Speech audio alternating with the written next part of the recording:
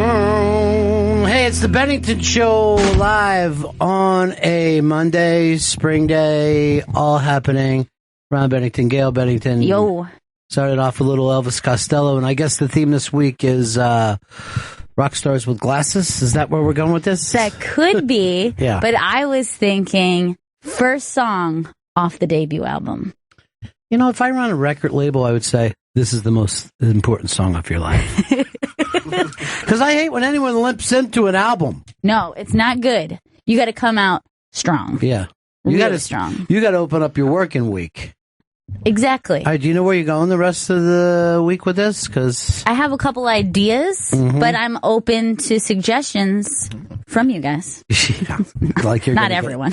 First of all, like you're going to get suggestions from these guys. I got one. I want to ruin it. You shouldn't, because you don't know what it is yet. I know for a fact you have no idea. Let me look into debut albums. Yeah, I can't see you. I will contribute by the end of this week. See, that's no good. The fact that you're doing research is no good. All right, how about this one? He's writing it down. Right. I can't read anything about that. I can't read it either. No, it can't be read. It's a showstopper, though. This kid's a showstopper. You got to give him all the credit. Literally. Yeah, in the old days when they said showstopper meant someone who did something so great that the show stopped for applause. With Chris, we mean someone who took a stick and put him in the spokes so that the driver of the bicycle went fucking face over handlebars. Well, it is a big, big week, and as always, Chris brings us in a little Terry Richardson. And what is your obsession with the sleazy photographer this week? Well, I'm a fan of Terry in general, but now Terry's released a picture of his very, very, very pregnant girlfriend on his Instagram. That's incredibly pregnant. In the Terry style of weird. I feel like creepy. that's photoshopped a little bit. He doesn't Because Photoshop. that might be the biggest belly I've ever seen. Is that multiples? That's got to be multiples. Yeah, I There's think no it's way that's multiples. one baby. Either that or the kid is making Jiffy Pop in the stomach. Now, why isn't she naked if it's Terry Richardson? I guess, he has respect for his pregnant And wife. what's with the gang signs? You're a mom now. Yeah. You're a MILF now. You shouldn't be making gang signs. You have moved into MILF. And those are twins in there. Oh, Okay, is it? it is Yeah. twins. Okay. So that I feel makes better sense. about that, yeah. God, can you imagine how uncomfortable? That looks incredibly uncomfortable. I got a little gas right now just looking at it. I feel like I would be gassy all the time. Just burp, you'll feel so much better. Those. By the way, those twins are stealing her nutrients. Now, I said the MILF thing, but some guys are into that. They want to be with pregnant women. That's a whole. It's a fetish, yeah. It's a whole subgenre of a fetish. I think the milk helps. Yes, it's part of the fetish as well. Does that work for you, Chris? Yeah, kind of, yeah. You know what? Yeah. I'll say this. First trimester, sure. I think we're getting into the second trimester, and I'm like, since I'm not the dad, I feel weird being here. I feel like second trimester or bust. Like, it has to be the second trimester. Well, See, the thing is, though, because you're a pederast. I'm not a So that works out great for you. No. Well, the second trimester, you have like that nice little pooch belly. Yeah. It's not into full whatever that is, which is scary. It's like is aliens frightening. are about to burst from her stomach. But she is like a belly. sassy model. That's her job. Yeah, she's very sassy. So she hasn't put on any extra weight besides the enormous stomach. No, if you look at her middle compared to her very skinny limbs, like look at Yeah. how teeny her arm is. It's like a stink bug, if you're going to be totally honest. God. Ugh. I'll tell you this, that's one mother I'd like to fuck. Isn't it? Here's the weird thing there. You can say MILF anytime, but as soon as you say Oh, yeah. mother I'd like to fuck, it's like the worst thing ever. Yeah, they say it on television, like Yeah. daytime television. They'll be like, she's a MILF. She's a MILF. People would love to fuck her. What? Well, Britney put out, and this seems to be rocking the internet today, little Britney Spears, who was a crazy girl from the late 90s. That's just her laying next to the pool. Damn. And, she had children inside of her. And look how thin that Billy is now. Yeah, she's teeny. She looks like a strong wind could just blow her away. I don't know. She just looks like somebody you do coke with to me. I like the idea that it just looks like a backyard pool. There's nothing glamorous about that. I know. And lawn looks a little unkempt as well. I mean, sure. You can get that closer. It's the rough. That's definitely the rough there. Now, here's the interesting thing about the term MILF, right?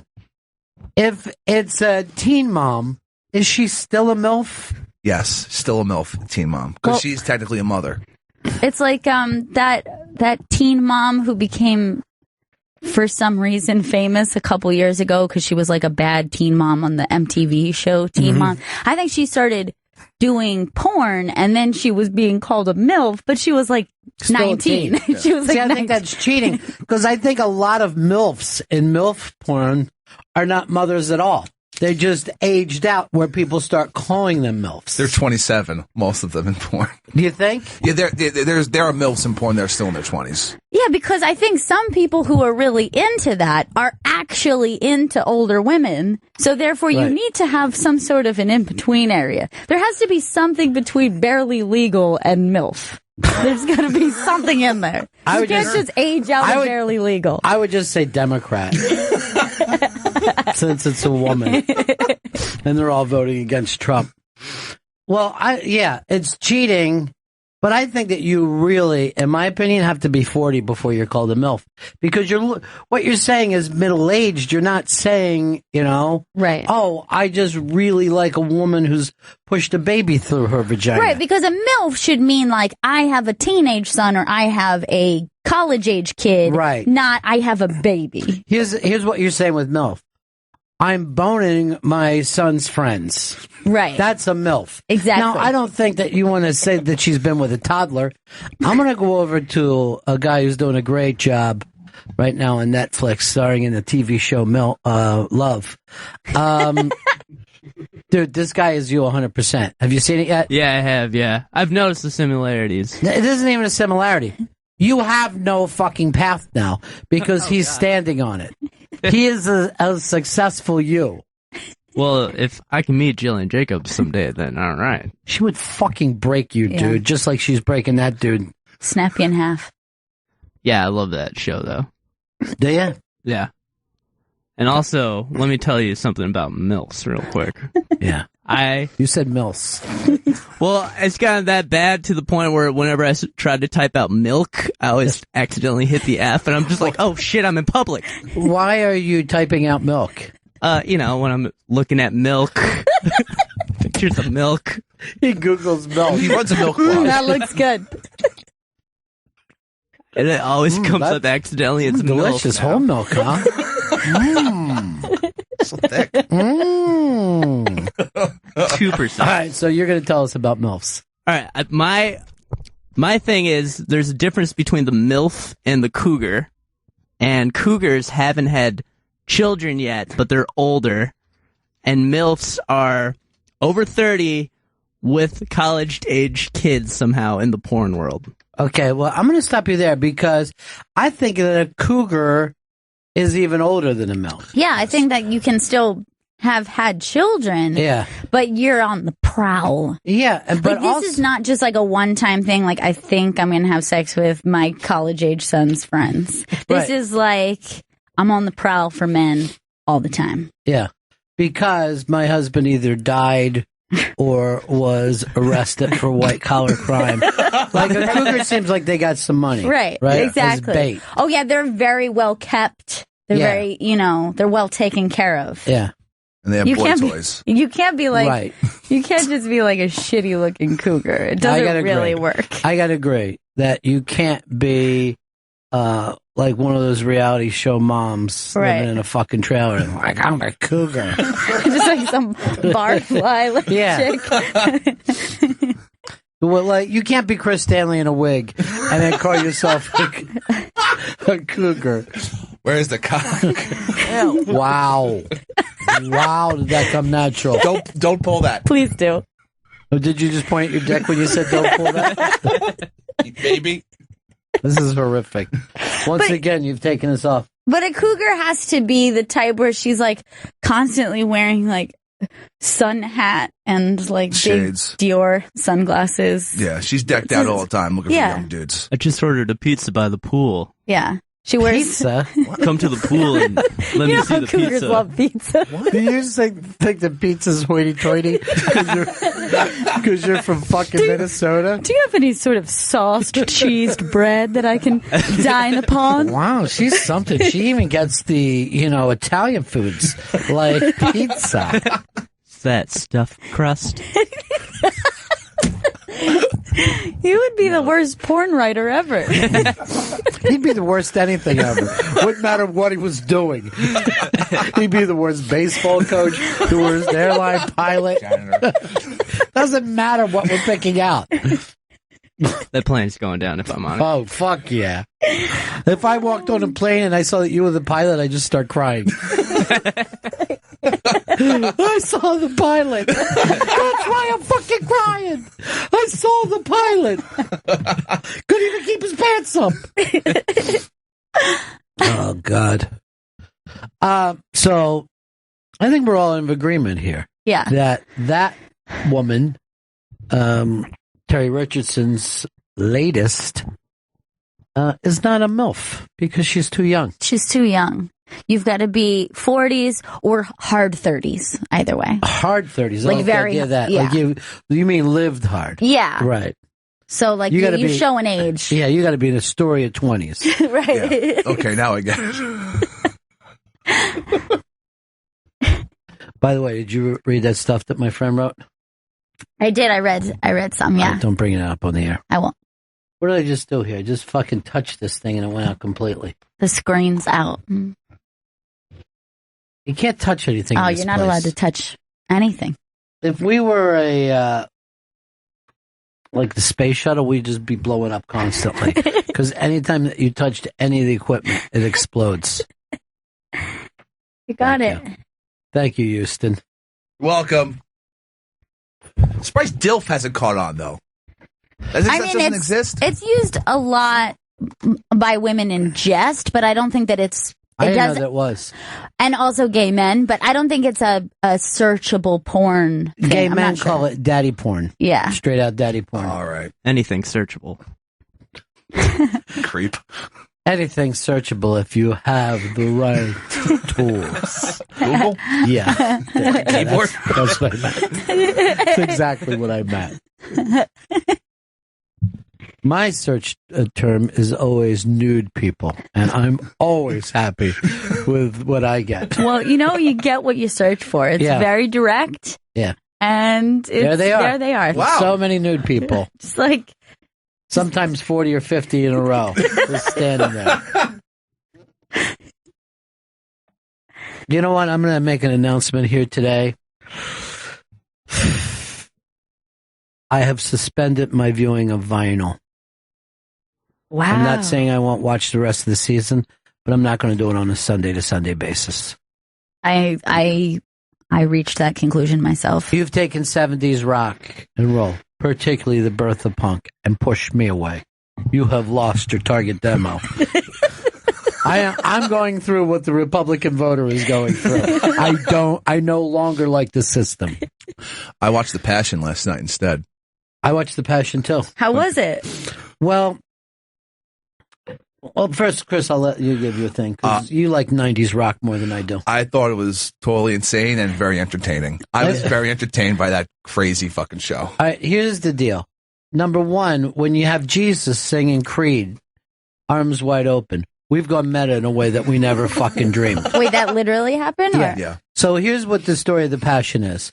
It's what if Jesus came to New Orleans and lived out the same story? Now, In modern day. yeah, in modern day. But I was watching on Twitter, and I saw the number of black people. First of all, black people were loving it, like there was no tomorrow. Crying. But the fact that the Ponine picked up Jesus made black people go, see? Right. See? He was the back of a paddy wagon. It turned immediately into Black Lives Matter. All right, this was my biggest problem with it. You can't do the Passion of the Christ, right? Without Christ himself being on the cross. We got the fucking Protestant version of it, of they've arrested Jesus, and he is risen. Yes! And he's on top of a building. There was no crucifixion? They would not show the crucifixion because they're fucking Protestants, and they don't believe in the crucifixion. That's why they have empty crosses, where a Catholic wants to go through the full suffering and misery. Yeah. The entire show, they had them carrying the cross through New Orleans, that giant lighted cross. And those people carrying it didn't seem too happy. They seemed annoyed by the end of it when they finally actually got to the stage. Oh, they found out there wasn't going to be a crucifixion? Yes, I was so pissed. Tyler Perry's just describing what a crucifixion is. Come on, man. So that was strange. It was also strange to see some romantic songs put into that. But I would have to say, and then to say, Tyler Perry would break in, it really doesn't matter what faith you are, it's about brotherhood. No. This would be like me breaking in to Tits and Dragons going, really, it doesn't matter whether you believe in dragons or not. Focus on the show. You got to throw yourself into the story no matter what the story is. This is the greatest story ever told, and it seemed like they were somewhat embarrassed about it. So he was actually doing his infamous break-ins where he was Constantly. like stopping the action and speaking over the Passion? Yeah, I mean, that's kind of weird, isn't it? He explained the Passion, and we moved from one. Like, there's an old thing in what I call show business. Don't tell us, show us. Yeah. This was a tell us night all the way through. Now, Jesus, I thought he was terrific. Judas, which was adultery, I don't think got enough to do. Not at all. I would have liked to have seen his struggle. You know, you want to see the greatest story ever told. Yeah. You don't want to just leap from one to the other. So I felt like there could have been a lot more of that. I like Barabbas. That's big. Barabbas looked like a wrestler who was running away with somebody else's gimmick. My ball. And I really did pop for when Seal went to Mad World. Well, my only problem is Mad World has gotten done a little too much over the last few years. It went from this obscure, weird song into everybody's doing it. Yeah. But Seal was Pontius Pilate. He was great. Oh, yeah. I thought the Virgin Mother was a little miscast, and she got like 5 or 6 of the songs. She was one of those country stars from the 80s. Trisha Yearwood? Is that her? I think so. I'll check. I didn't think it was Trisha Yearwood. Yeah, it was Trisha Yearwood. No, it wasn't. That was her? Yeah, it was her, yeah. She's changed quite a bit. She got too many songs, and she never interacted with Jesus once. Now, she also was singing to us rather than to Jesus. I didn't feel like you got the full impact of what it would like to be the mother of someone who was crucified. I mean, to me, there was perhaps even the greatest pain other than Jesus's, you know what I mean, of just seeing this take place. I wish I could remember what the name of the version is that I saw when I was a kid, which was like a very intense story of the Passion. Yeah. But I was bawling, sobbing as a child watching it. And part of that was the pain of the crucifixion was done very graphically, and it was very heartbreaking. It seems like it should be done that way. And also, and you'll get a kick out of this, no Mary Magdalene, who was there the entire time. That's also the Protestants. They downplay the women. This was a Protty event. I dislike that. She's very important. My biggest disappointment of the night was when he was risen. He was on top of that building in the back. I thought he was going to zip line down. And I yelled out in my apartment, he's going to zip line. Well, there's no reason for him to zip line. He had already gone to heaven. At no point in the story did Christ zip line back to earth. He left. And this represented him in his heavenly place, but not leaving our pain and suffering. He's there, blah, blah, blah. I just felt like they wanted it to be a nice story instead of the story of pain and sacrifice and blood and going from the physical world into the spiritual world. How did they do the Last Supper? it was kind of a picnic, but it was more like dudes were sleeping in the park. Yeah. Like it was not. Right. And he would just jump. Like you really didn't get why Judas did what he did, or you didn't get the full thing of when Peter, kept saying, no, I'm not with Christ. You know what I mean? Which is heartbreaking. Yeah. That's one of the main things of that story. You have Judas, and he's playing a role that he had to play to make this happen. But the struggle on Judas was so bad, you don't even see him off himself. He's there on the stage with everybody else, being hugged by Pilate. And, the whole thing of Pilate is he could have done something, but didn't. You know what I mean? So the whole washing of the hands is not as comfortable as he made it seem. I don't think they understand the story. The dramatic parts of that story are unbelievable, Yeah, it seems weird to downplay the drama of it because it was about 90s songs. It was about showcasing 90s songs. And, they're all great singers. And, I give them, it was also weird to see them throw it to a commercial and the commercials not be like almost PBS-y. It seemed like to me that they should have said, like, we here at, Geico really are proud to be a part of this. And, you know what I mean? Take a little thing, not just throw it to a regular just like spot. A silly just Geico like a regular commercial. spot. At one point, Ricky Gervais is in a commercial, and I'm like, there's one of the most famous atheists in the world.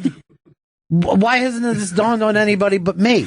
Yeah, they probably should have just done like one of those long intros with all the things and then done it all the way through. Yeah, I don't know. I mean, it's Fox. I don't know if they could afford to, the reason they do stuff is to make money, Yeah, it's not PBS. Still seems like it'd be weird to just see like Puppy Monkey Baby show up in the middle of the Passion. It was definitely weird. It's a weird night. But I agree with Chris. Well worth watching. As a matter of fact, I was even texting you during it. And I'm like, I think I texted you a couple of times about the Creed song in particular, which, by the way, he crushed. I thought Jesus was great. I would have liked to seen him in a little bit of a beard, but that's me. Yeah, the beard and the no long hair also threw me. I mean, the guy had great hair, but it's got to get a little length. It's Jesus. Well, the thing is, they're trying to say this is modern days, I mean, Judas shaved down. But I feel like Jesus, even compared to the other disciples, had a more hippie-ish vibe than those guys. Like he was a kind of a walk the earth kind of dude. So. Yeah, this was more 90s kind of dude, bro. Almost like a pompadour. It's rockabilly Jesus. Pretty cool, but yeah, he was great. Beard, at least, he was to me the best thing. No offense to Trisha Yearwood, but I thought Miss Caston should have interacted with Christ and should have shown a little more freaked out. Like I always thought of Mary in that story as just barely keeping it together. Like her, Yeah, because the thing that's so intense about the story is that for her own personal thing, she's losing a son. Right. Like the story is big, but she's the thing that makes him a human person. Right. And so did Mary Magdalene as well, I think. Yes. So. Whatever happened between them, which that's their business. Yeah, I don't worry about it. But to take her out of the story is ridiculous to me because she's next to Mary in every shot. Yeah. But I guess this is supposed to be Mormon Jesus? This was insanity is what this was. No, are all Protestants Mormons? Is that you're a Protty, right? Yeah, I grew up Lutheran. So you turn and you face the Great Salt Lake? That's your holy land? No matter where we are, we just turn towards there. Okay. SLC. You know what? I accept it. The Have holy your own water. thing. The holy water is really salty too.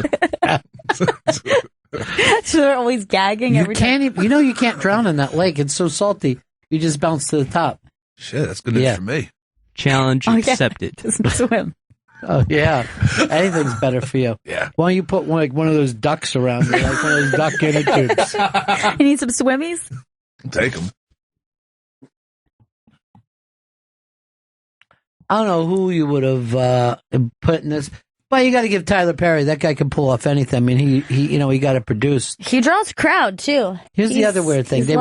They would throw it to the people carrying the cross around and like people in the street. And also, it wasn't a live event. Parts of it were live, but all the music was pre-taped, which, you know, come on. There's been a bar set by Grease now. Yeah, you can't go less than Grease. You can't even go less than Jake. You have to be better than Ezra, at least. No. It was. Don't get me wrong. 1,000% better than Ezra. It was still better than Ezra. I love the show itself. Outside the zip line. No zip line. Dallas said, I love how Pepper blasphemies Jesus while talking about Jesus. And Tim Knight came up with a good point. He said Pilate washed his hands before sentences Jesus. And you are supposed to wash your hands after. Right. You know, it doesn't make sense. I mean, it looked like he had just pissed, if I was going to be totally honest, instead of being consumed with it. I see. But see, the thing about Pilate, I always think, to me, is like Pilate knew. You know what I mean? Like, even though he was a Roman, had nothing to do with this, that was like his thing of, he knew in his heart who he was dealing with. And he still stayed political and Machiavellian by letting the people decide. Right. And his conscience did not prevail. His conscience didn't prevail. So to me, he was always this, you know, much like Judas, this heartbreaking person, you know, or even Peter, you know, Peter doubting. That was always the thing. Or Thomas doubted. But Peter covered up after the fact, after even saying he wouldn't do it. Right. You know, heartbreaking stuff. Now, did they do the foot wash? Is that the Palm Sunday? Is that part of the Passion? The foot wash? I don't know if that's part of it, but no, they didn't foot wash. No. I thought that was part of the story. I mean, I had a feeling that Pilate might have been washing his feet right before his hands. I think what he was taking was a gypsy bath. If you know what I mean. He washed his hands with his feet. That's what they did back then. Yeah. Johnny was watching this last night. Johnny, you're a big 90s guy. Yes. Hey, Danny. Hi, Benningtons. What was your favorite song? I thought Arms Wide Open was pretty good. Yeah, that was it. And the Imagine Dragons song was pretty good, too, though. What's that? When they sang Demons by Imagine Dragons. Oh, yeah, that shocked me. That was a surprising. Yeah, I didn't see that coming. Yeah. I was just and weird. And then the Hoobastank song kind of threw me, too. I didn't see that coming down. There was some weird little things. Like, did you notice who gave the food truck? Did you see who the woman in the food truck was? Yeah, I actually had read about it on Twitter. But a little weird, Carla Hall. Yeah, so she's like a chef from one of those shows? Yeah, she was top chef, and then she's on The Chew. Okay, so which, it's a very religious show. So, but she's probably from New Orleans, right? Yeah. I didn't like having the New Orleans Police Department involved, and I just couldn't like them on the trolley. Like that whole thing was just a little weird. Well, I mean, they're saying what happened if Jesus was in New Orleans today? That's the premise of the show. Then that's how it would have gone down last night, 100%. Yeah, 09. Seeing Jesus in the back of a paddy wagon, I just burst out fucking laughing. It was so funny. What is funny about it, dude? It's just so it looked crazy to me. All right, but where's the laughter come from? Why? It seems absurd to put Jesus in the back of a paddy wagon. You watch sci-fi and you're comfortable with it. Yes, very much so. This is basically taking the ancient story. But I did think of this. It did seem like idiocracy in a way, like because they're like, hey, this is a way to reach modern people. And I'm like, if this is what it takes for them to get it, I'm not sure they are. I'm not sure they're getting it at all. Savior's lives matter. So, Johnny, you could try to end up getting Jesus's jacket or pants. Yes, they're famous now. And Jesus pants? Jesus pants would be pretty impressive. Jesus pants. I didn't like the big boat in the background because I kept thinking it said nachos instead of nachos.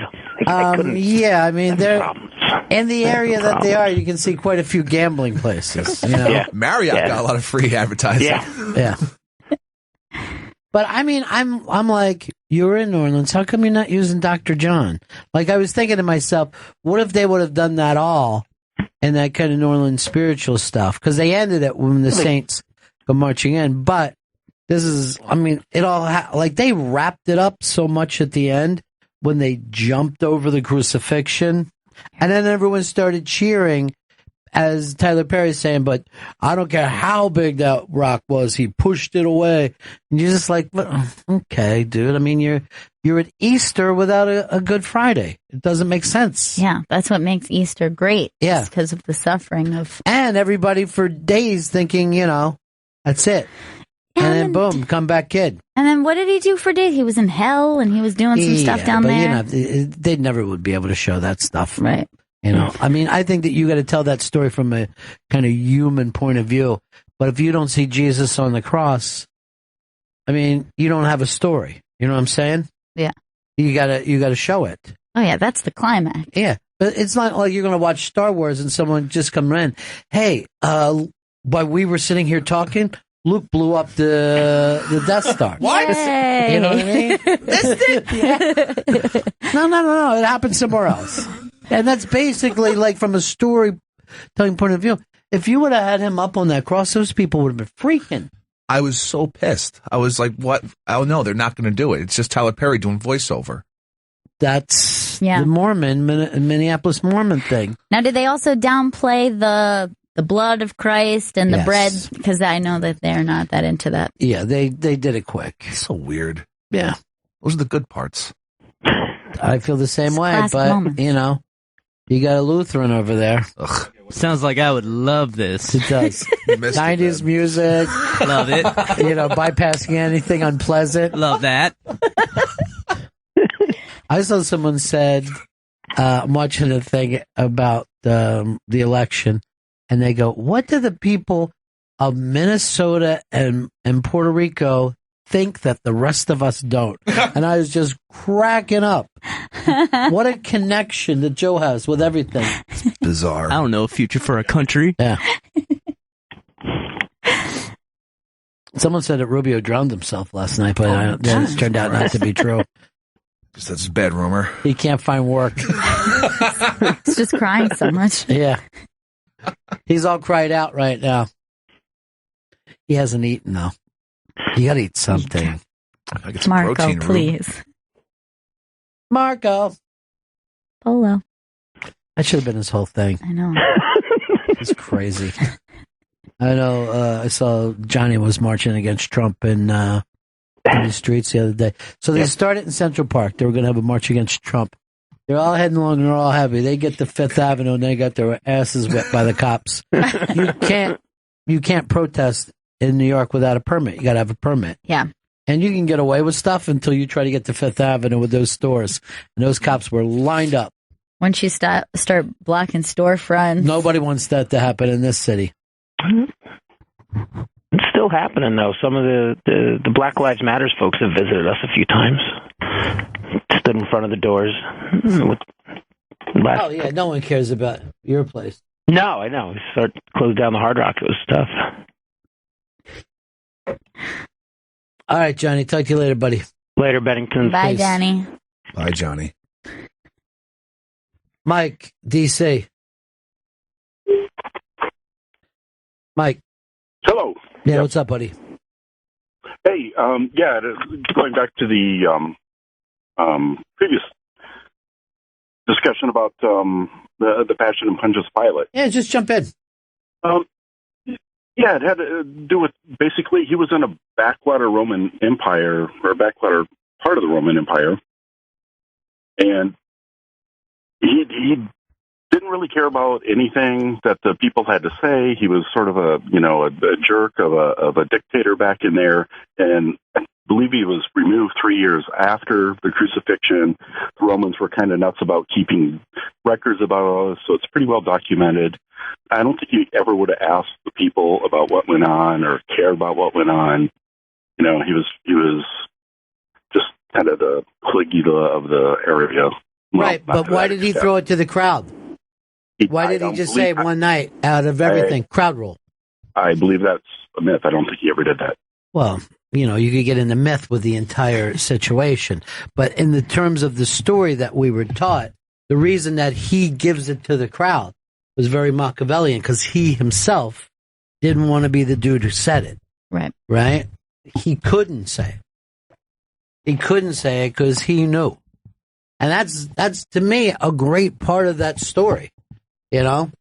Yeah, if you're making the story where he and Judas, everyone who makes decisions like a three-dimensional thing as opposed to, then you're making it an actual story. Well, why it's a great story, some say the greatest story ever told, is because these are flawed characters, right? Even Jesus is a flawed character. He's like, no, I don't want to do this. I got to this point. I know you want me to, but let me out of this. And he's literally pleading with his dad for his life, right? Pleading. That's phenomenal stuff. But if you don't want to look directly at it, why are you into this at all? Right, because then the emphasis is on the sacrifice rather than and he was so badass he moved a big rock. Right. You know what I mean? And that was after the fact, after basically he got his superpowers. Right. You know what I mean? Because before that, he's just a human that's forced into this situation that he sees it for what it is, and he's like, this is too much. Right. The suffering I'm going to go through is too much. He has very mild superpowers before then. Yeah, but I mean, the fact of in the crucifixion, he can't get out of it. Right. He can't even just by asking. snap the cross. And that's that's the part of it that should mean something to human beings, that are like, here is God allowing himself to feel fear, regret, pain, you know what I mean? That's kind of the sacrifice. The fact that you got an eternity on either side of, being God, not as impressive as that short time that he's saying, I'm giving it all up for you guys. And then you see what Hicks has done with it. Here is Blake in old Milwaukee. Yeah, I hate to correct you, Ronnie, but Lutherans definitely believe in the crucifixion. You know what I'm saying about Proddies, right? I don't know. I was confirmed a Lutheran. Here's what I'm saying about Proddies. Here's what you don't understand. You guys never show Christ on the cross. There's always an empty cross. There's the emphasis on he is risen, as opposed to the Catholics very much lock into the crucifixion as a symbol and as the most significant moment. Yeah, if you're a Protestant and you walk into a Catholic church and you see the Stations of the Cross, you're like me if I'm forced to watch the movie Hostel. I'm like, this is too much. But they say empty cross because he's gone. So we're just staring at an empty cross. Oh. How's that impressive? It's not. I think it's more about remembering him while he's alive. Yeah, that's what I'm saying. You're not looking at the actual sacrifice. That's what we saw last night. You've taken the movie, right? And you've taken the dramatic part out of it. Again, it's The Godfather, and we heard Sonny got shot up, right? Instead of seeing that scene, which here's this guy that, you're seeing as part of the family, and then when Sonny's just getting blasted, he's going around. So sad. We all change for it, you know what I mean? Yeah. We all our attitude goes to Michael at that point going, no. I mean, it's worse than even seeing the dad get shot. Yeah. Sonny was slaughtered. Sonny, they massacred my boy. That was my line. And I don't doubt the fact, if you look at that, I don't doubt the fact that an Italian who directed that movie wasn't thinking about those type of things. Scorsese always puts that in his films as well. As you watch The Departed, when he falls backwards, he's got his arms out. That happens a lot in movies, that when the hero falls, he has his arms out. Right. We didn't even get that in The Passion of New Orleans. Jesus was just dragged away, and then a cross came, and then voiceover. But the cross never even got put up. Yeah, you're right. The cross stayed It was never even erected? It never was even erected. That's the part of it that drove me crazy. And I felt like Mary needed to interact with Christ. The fact that she's just singing directly to the people, because she's almost trying to calm us down. I'm like, no, this is At one point, she sang "You Never Walk Alone," where that song came out of nowhere. Yeah, I don't know why they did that. Whose choice was that? I don't know. I would have said Jerry Lee Lewis's. That's the only guy, and that football team in England uses it. I mean, that song just, come out of nowhere. And are you guys still watching vinyl, by the way? No. No, I dropped out. It was Bowie night last night. Was it? Yeah. And is that the reason you feel that you've now drawn a line, you're not going to go back? No. It's because you've taken an actor that I really like and made me despise him. Yeah, I mean, this guy is just out of his mind. And I guess this guy's never done a line in his life because how he acts with retarded. Every line of, woo! Yeah! What is this coke he's doing? I'm just like, calm the fuck down, dude. Well, in the He's sitting here trying to do some coke. In the first episode, he did 2 rails, and he's acting like he's fucking tripping for like 2 hours. Dude, he was doing the same shit. Was that the one in the first episode where he rips off? Rip off the rear view, just the mirror, just to do a line. That was like, I believe, the opening scene, and I was already going, well, this is not how people do cocaine. A quarter ounce of coke was in a vial. He bought a quarter ounce of coke, it was a tiny vial. Here's the other part, though. The fuck? You would have hated, first of all, because of his coke use, he turned beautiful mind. No. Like he was able to figure something out. No, just the opposite. I'm going to say, spoiler alert, feel free to turn off your radio for the next couple minutes or forever. I'm not going to tell you what to do. That's up to you. But I'm going to do a spoiler because you guys don't watch anymore. No. So. Give it to me. He's all cooked up with this weird dude who I'm like, is that supposed to be Brian Jones? No, it can't. Brian Jones, he's going everywhere. And in no time, you start to figure out that person is just part of his coke hallucination. Oh, no, that's not a thing. And it turns out to be his dead friend from years ago that he killed in a car accident. He sees coked up people. Why are they unable to figure out drug scenes still to this day, that there are so many movies, so many TV shows where it's just completely off? We're like a little bit of research. Here's what you don't even know. Supposedly Scorsese and fucking Mick Jagger are running this deal. No one did more coke than those two guys. They did coke for 25 years probably. They were coke, probably. That's enough. What? That's too far. You're right. Most of their body was cocaine. That doesn't make sense. But then why aren't they not saying, well, this doesn't make any sense and this is not realistic to they don't care the way people react? Could you imagine, like, if you had a scene where everybody drank a beer, they'd be like, woo! Woo! This beer! It's kicking in! Getting the buzz from the beer! Just sweating and running around. This guy's never fucking cool for a second. And first of all, they act like everything is about this new discovery of punk for his record company. Yeah. Guess what? If it was in the early and mid 70s, right?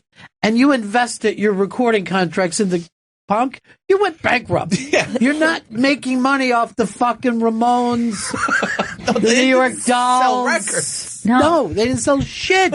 They're much more popular now than they ever were during that time. If he was really going to be like the brilliant guy who turned, shit into money, he should have been discovering disco because it was happening at the same time, and that thing was a cash cow.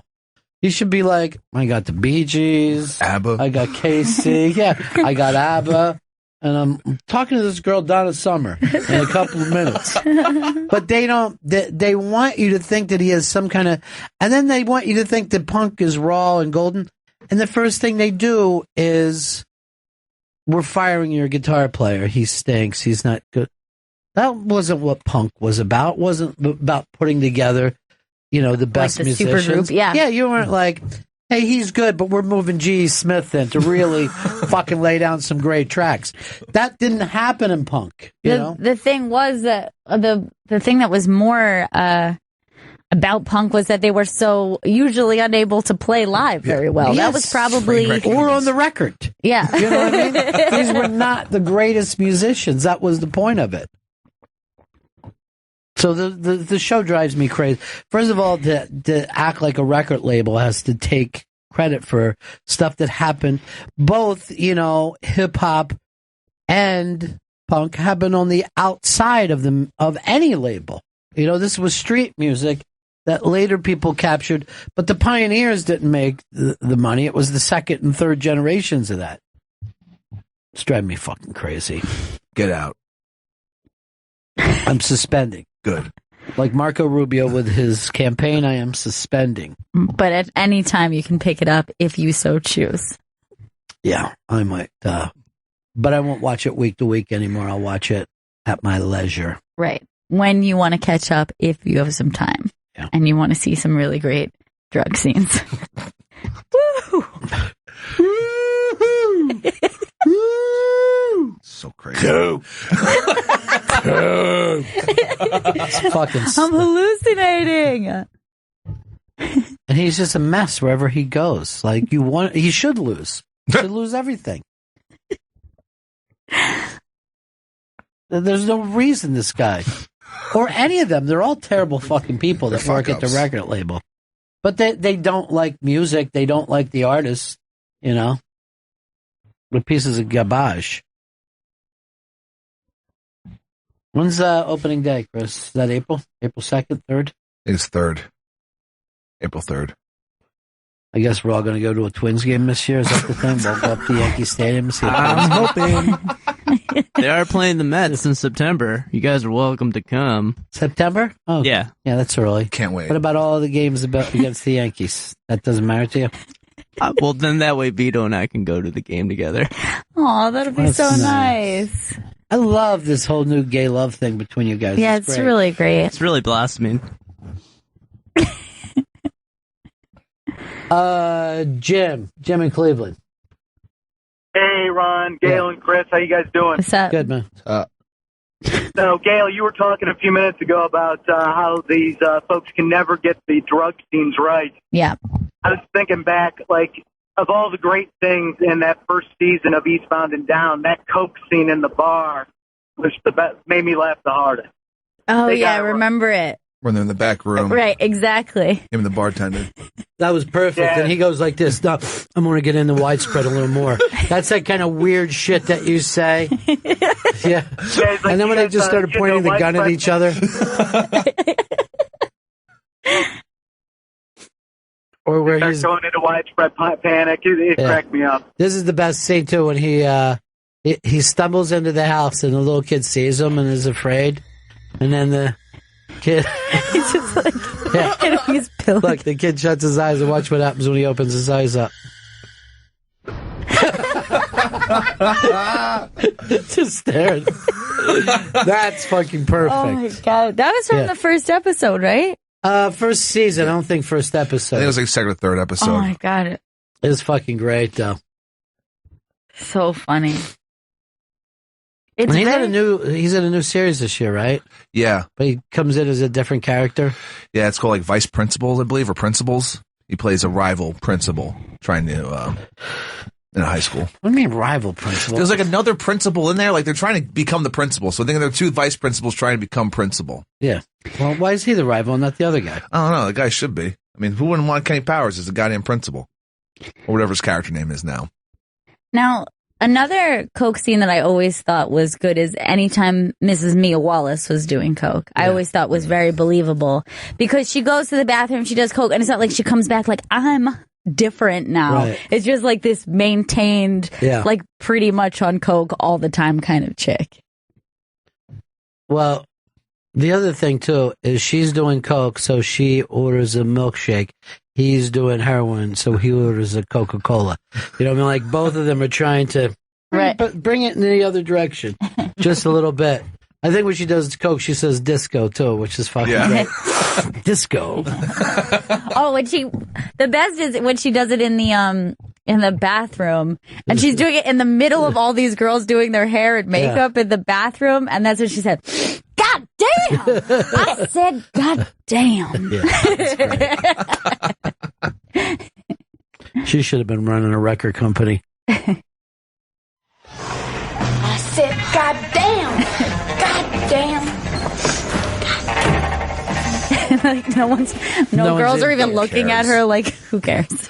They're really going at it a little strong, though, anyway.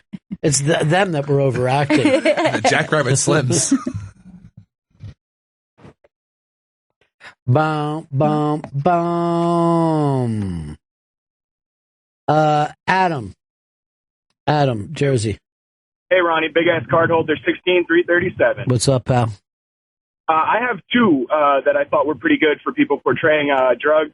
Gillian Jacobs did an awesome job as an addict on Love, and she's never done any drugs or drank in her life, and she said it was a really good acting experience.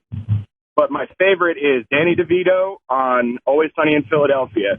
Because anytime he does coke on that show, it's exactly like everyone I know who's ever done coke.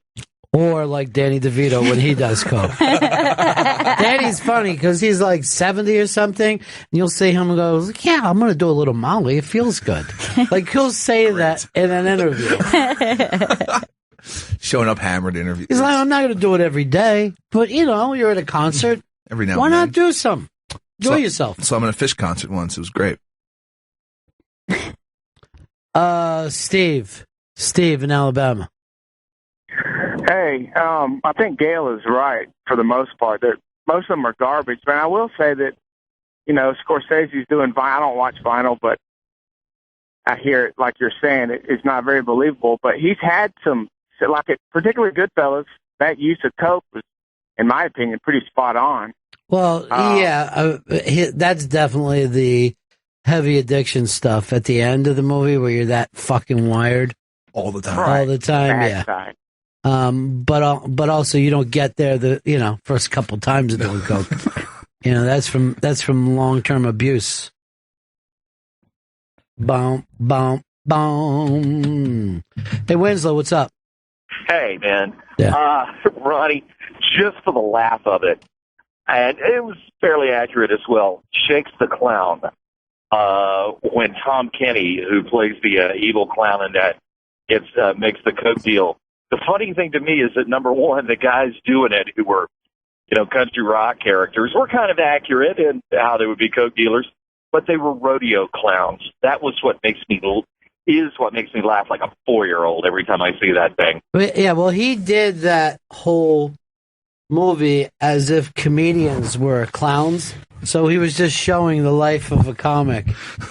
And it's pretty intense and it's pretty great. Here's Mike. Mike, what's up, buddy? Also, Pulp Fiction, guys. The scene where they're shooting up and they do the close-up of the syringe. Well, I also thought that Travolta's face. When the driving scene, like he's driving away and he's kind of like very chilled out. Yeah. And, half a nod. Yeah. You're literally like, man, heroin must be the best thing in the whole world, huh? Well, it's coming back in a big, big way. Oh, yeah. Coke is dead. It's dead, it's dead. Now, let me explain the types of heroin that don't exist here. Lance! Every time, this is like a weird thing that I do, that every time I'm calling somebody and I need to talk to them and they're not answering their phone, every single time in my head I hear, fuck you, Lance, answer! Every fucking time. I hate when people don't answer the phone. You're calling them. Freaks me out. There's no way not to. Why does it freak you out? It's like what's going on? What are they doing? And I'm not like getting sidebarred or whatever. All the rings go through and it goes to voicemail. I'm like, what? Well, something's fucked up, isn't there? Do you think that something bad has happened to them? Yeah. Bump, bump, bum. Rocky, what's up, buddy? What's going on? The scene in Boogie Nights with the little Asian kid Cosmo when they're going to rob Alfred Molina. Well, anyone who's ever done coke has been in that fucking place at the end of the night with people that you would never be with unless you were thinking there was more coke. But I thought the one with the two girls. That's the best. In the bedroom. And when she goes, let's never leave this room. You know what I mean? That's the weirdness that you get. I'm going to ask you if you're my mom, and you're going to say yes. You're going to say I'm your mom. Yeah, that was the perfect coke scene between two women, because that actually made me think, how does he even know how two women behave? it's a very different dynamic than having men around. That's like a whole different thing, men and women doing coke together. I don't know. I've asked a friend of mine to tell me that he was my mom.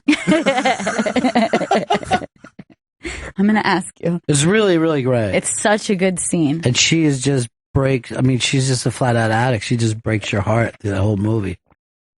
Bum, bum, bum. Well, we've been on an hour already. When we get back, looks like Donald Trump has got a major endorsement. It's Scott Chachi Baio has thrown his considerable weight behind the Trumpster. I think it's going to change a lot of minds, and I'm going to check for folks here to see what that does. Because I was on the fence, I'm going to admit. I'm in now. Hey, Bennington. It's the Bennington Show. Big story on the iBank today that's grabbing a lot of heat. Matter of fact, Vulture linked to it. Funny comedian is going to be playing at the Underground, a surprise set. Robert De Niro. Oh. What? Yeah. It's sold out already, is it? I would imagine that it's going to go very, very quick if it hadn't. They said it's up there with Bonnie and Ronnie numbers. Damn. Who else is on the show, Chris? I can't see it from here. Also on the show is... I think it's in those yellow things that you keep ignoring. Jessica Kirsten, Ida Rodriguez, Shen Wang, Greer Barnes. Greer Barnes. I can't follow Greer Barnes. And the MC's Hannibal Buress. Oh, it's a good night. Nice. Good night That'd be so much fun. Can you imagine? Well, De Niro is going to be playing a role where he's an insult comic, an old insult comic. And I guess he wants to get a little time on stage. Do a little research. Yeah.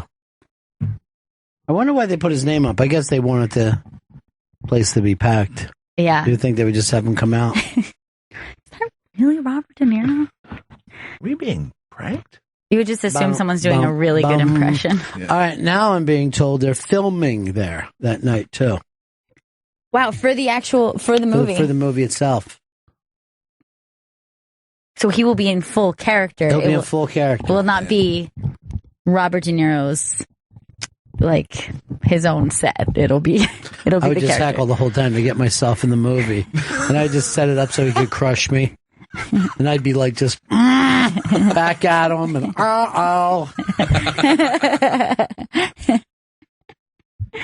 but in the crowd that night is also supposed to be Army Man. Army Man's gonna be there? Do it, Robert! Make me feel bad! Any of you guys ever see the movie Taxi? Yeah, I saw it! Yeah, I saw it. What about it? Look how he sips in between each Army Man. Like hard on the throat. Yeah, like his throat is just straight. So dry. Gail caught him bragging about saying passion, and she didn't. And he said to me, it was very helpful that I saw passion, so I could discuss it with you. And then Gail heard it. Yeah, like it was a slight on me. Like, I'm just really happy that I saw Passion last night. I was able to talk about it.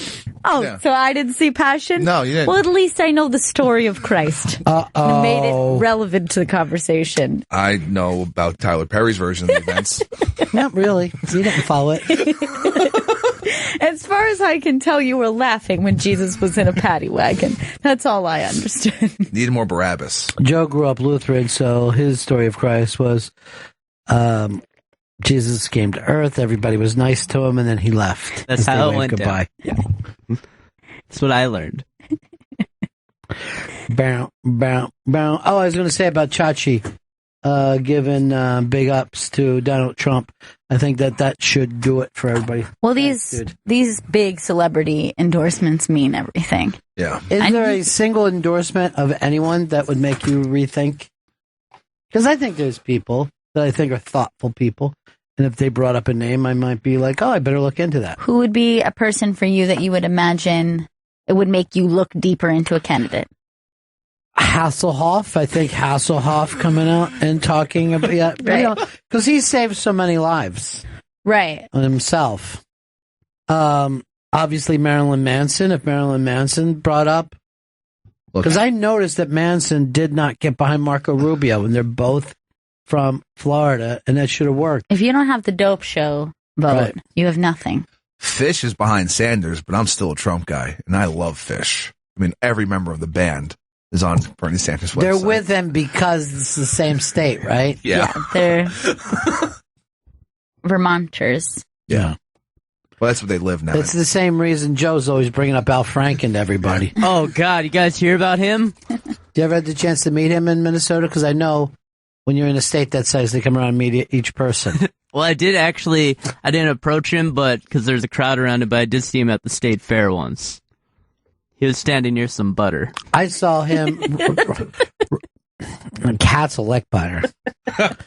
I saw him at, and it was not long before he announced that he was running, and he was leaving UCB as I was coming in, and he was with Tom Davis, and he was wearing one of those puffy coats and a backpack. And like within 6 months, I'm like, man, Al Franken still dresses like a little kid. And then like in 6 months, he was like running for senator of Minnesota. The puffy winter coat's the worst of all winter After doing a set underneath the fucking supermarket in Chelsea. The puffy winter coat is necessary, though. I won't wear it. I won't wear it. I'll layer. Yeah, Instead but of this is puffy. coming from someone who Just let wears him a say how hoodie. he calls layer. He means layer. Layer. I'll I'll layer. I'll layer it. But you wear a hoodie Yeah. That's because he throughout looks like the Mr. entire Robot. winter. Yeah. I like the robot look. Love that show. You're never properly dressed for cold. And I never watched the last Robot show. I never did either. It's so weird still- because it delayed, Yeah. and then I Because there didn't was a catch. shooting that day. Exactly. And I guess their thing ended in a shooting. So yeah, I never saw the last one. It's got to be starting again soon, right? Yeah. I think it already started. I think we're already 4 in. Oh damn! Yeah, he's seeing even more. Now he's seeing his fake grandfather. Just goes on and on that way. I It's gotta like binge watch this thing. his Thanksgiving, he was just all by himself on a train. It looked like it was a big feast. I hope this season we get a Mrs. Robot, if you know what I mean. Good love story. Go a Oh, long I thought way. that he switched sexuality. Topical. Very good. Yeah, gender fluid. Yeah. Vito was asking me about that. He said, are there shows that you still watch out of just habit? What did you mean by that, Vito? Well, like sometimes there's shows you just start getting into because it's on TV, and then I find myself watching it for like 2 or 3 years just because I already started the journey and I might as well finish it. Here's what you watch out of habit, though, wrestling. Because you come in and tell us every week how stupid it is, and yet you're wearing the T-shirt anyway. No, yeah, I watch Raw every week, and then I complain about it to everybody, and it shit sucks. I'm like, you don't have to watch it. You're not being forced to watch it. I had that experience with the show called True Blood, in which I probably watched like a solid 4 seasons and then had to be like, what am I doing? What have I done? This is because now the joke's on me. You know, at first it's like, hey, this is kind of bad, but I'm entertained by it. But then I've put in so many hours at this point, I'd eventually had to walk away. It's a comfortability, though, with saying you've seen every episode of a show. I mean, obviously, I watch 2 shows out of habit almost my whole life. SNL. It doesn't matter who's hosting, who's the musical guest. I'm at least taping it. Who happens to be in it. And Monday Night Football. Why I have Monday Night Football on? I'm just like, I don't know who these it's fucking Jacksonville. It's like Cincinnati. You're like, I don't know, it's a game. It's Monday night. There hasn't been a good Monday Night Football game in, I'm going to say, 2 years. And I hate all the guys fucking hosting. You like Gruden? No. I completely don't like Gruden now. I probably liked him before Monday Night Football. But now I'm like, oh, stop trying to come up with catchphrases. You like Gruden's Grinders? No, I don't. I don't think it's good. I definitely watched The Office out of habit for multiple seasons after I despised the I would agree with that. And I've seen every episode of The Office. Because it had a good run. In the middle somewhere. Somewhere in the middle. Because I remember I was very slow to picking it up the first season because I loved the original Office so much. I refused to watch it first. I'm like, they're going to fuck up The Office. And then I kind of jumped in midway through when it seemed to hit like a kind of a stride that was all its own. And then by the end, I would check out episodes and be like, oh boy, where's this going? I've seen every episode because they come on at 7. So I've been up with it. If you come on at 7 o'clock, the chances are pretty good. Because I'm done with my sports and news. I'm kind of chill. Well, that time slot around that time, 7, 8 o'clock, is how I started watching Manny and Fam. It's the greatest show ever. It's the most comforting show to put They went on. through a bad spell, but they fixed their writing too now. Their last season was kind of... but they're back on. Yeah. Sometimes when you have a kid's show and the kids grow up, it gets really awkward. It's really difficult. Yeah. Where you're asking Manny to be just as precocious as he was at 9 is not always the easiest thing to pull off. Yeah, you got that. And then the little girls that you watch grow up are now having sex. And you're just like, I don't know if I'm comfortable with that. It's like hearing about your nieces. All right, Joe, what about for you? Ballers. Ballers! That's fascinating, Joe. Thank you. I did that all of last summer because it's terrible, right? Yeah, but it was just like boat porn, football porn. So I just started watching it to do it. You don't need football porn. You just watch football. Doesn't make any sense. Yeah. Ballers is what? It's like a sports. It's like the business of. It's entourage football. Okay. With a bunch of dudes that have also been in Empire. And The Rock. He's so charismatic in that show. You think? I love The Rock on Ballers. It's the only reason I watch it. I think he's more charismatic when he's fucking in a wrestling ring. He is too big. He's going around begging people to sign with him, and he's a much larger star than them. Yeah. It just throws you out of it. Well, in that season 2, he's like feuding with this like 90-pound kid, and he just keeps getting so frustrated and angry at him, and you're just like, you can fucking break this guy over your knee. It just doesn't make sense. It just the thing itself just doesn't make sense. And Rob Corddry is like his boss. It's weird. Here's a football thing that I thought was interesting. The NFL is now leaning on Atlanta. They're coming up with some kind of weird law there that's kind of anti-gay. I don't even know what it is, but they might not get the Super Bowl now unless that this law doesn't go through. Yeah. Because I think they get a new stadium in 2017, and they're going hard to get the 2019 This is fascinating to me. Has there ever been something comparable to this where the NFL would have held out by the laws that a state would adopt? Normally they hold out for personal reasons, and that's what the stadium is about. Like if your city builds a new stadium, they'll give it a Super Bowl. That's why we got one here in the middle of the winter, It's this payback because the Super Bowl brings in. But have they ever paid attention to what any of the local laws were? I don't know. And I don't even know what this anti-gay law is. You, Chris? I think it would make it harder for, I believe, gays to get married in Atlanta or in Georgia, rather. So it wouldn't be an official ban, but it would be one of those steps that they do to kind of chip away at the law. Yeah. And so NFL isn't happy about that. That's interesting. I can't imagine them stepping in for any other type of political reason. I mean, it seems strange that they would come forward, whether or not you agree or disagree with them doing it. It just doesn't seem like something the NFL would do because they seem so money driven that they don't. Well, what they don't want that's money driven now is a lot of these things get screw around with commercials and stuff like that. So they are incredibly PC now, the NFL.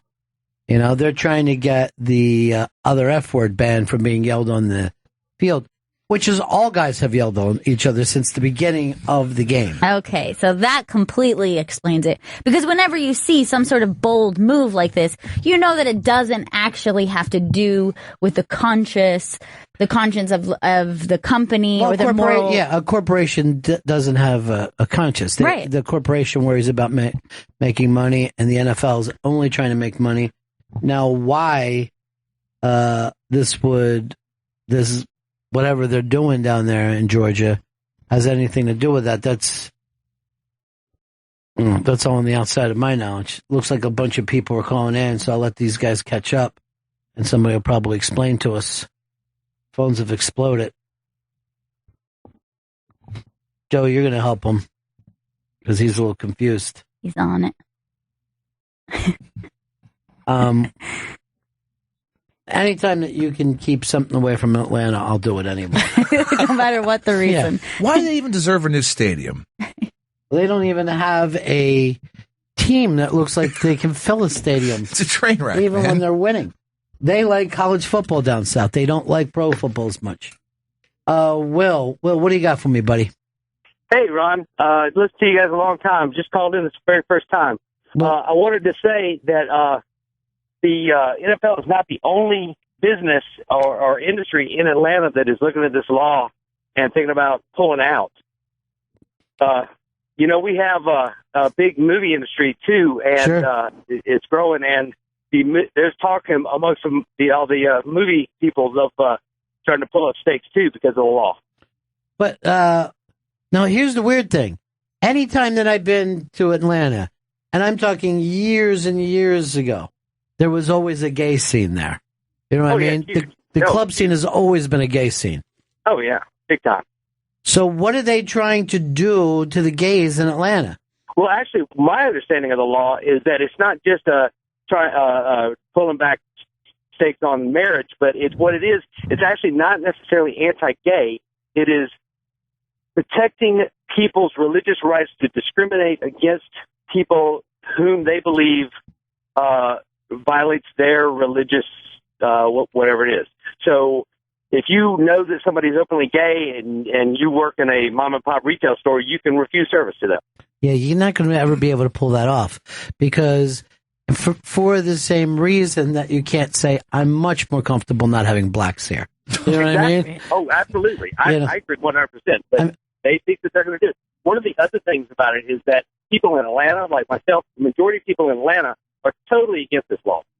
It's the problem we have in Georgia is Atlanta and the rest of Georgia are completely different attitudes for this sort of thing. Yeah, but doesn't Atlanta also have like the heads of a lot of Protestant churches there?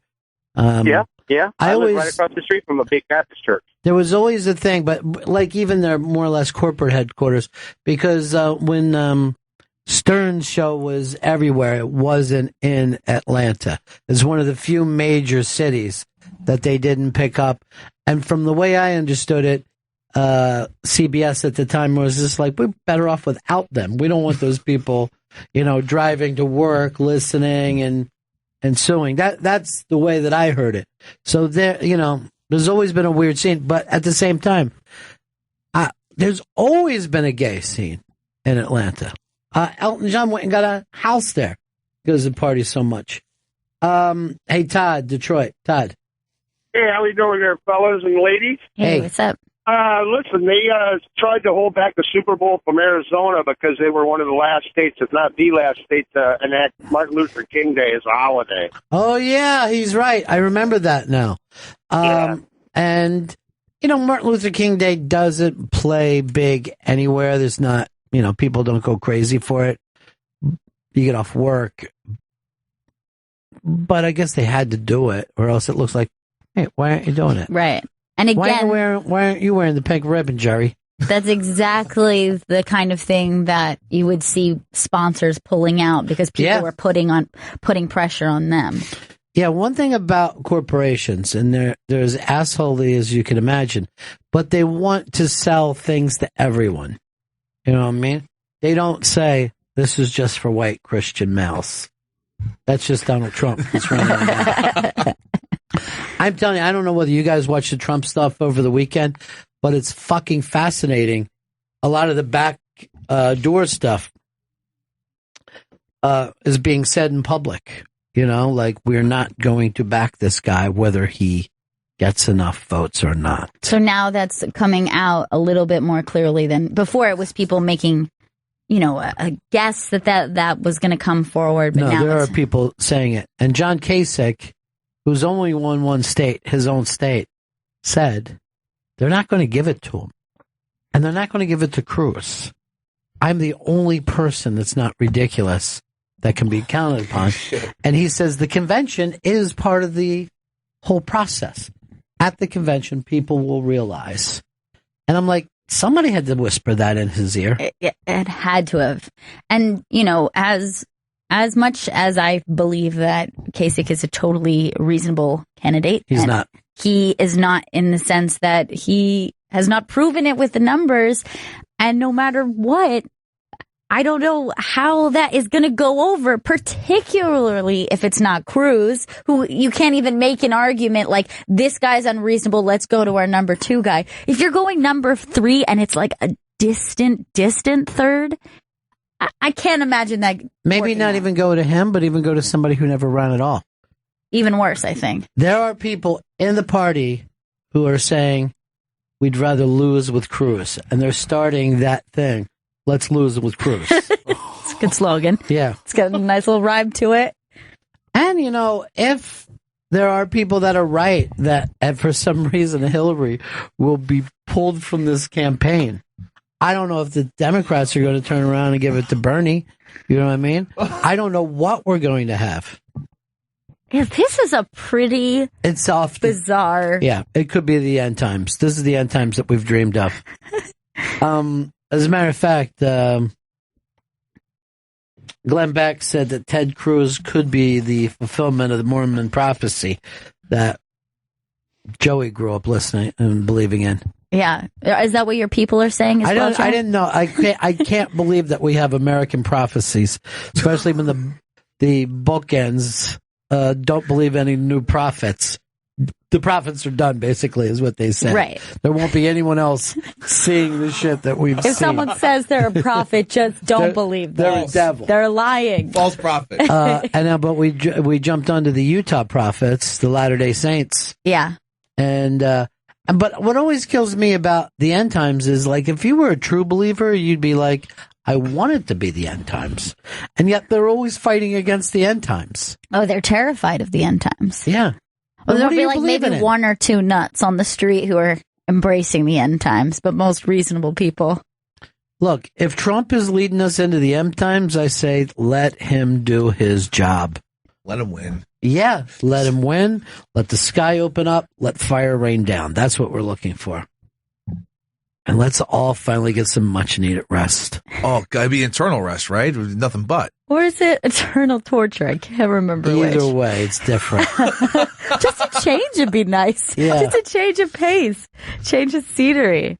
But yeah, the prophecy that Glenn Beck thinks that Ted Cruz is going to fulfill is that the U.S. Constitution is going to be in like severe peril, and that there will be one who swoops in and saves it. And that's going to be him. The prophet brought up the Constitution, it seems ridiculous to me. It's really silly. I mean, listen, all religions are silly, but like when they're new, it's really easy to be like, that's ridiculous. I mean, when a religious person is saying, and in the days that we start watching Netflix instead of the networks. Wow, that's specific. I'd be like, I don't know, I have an Xbox, and those things are bad.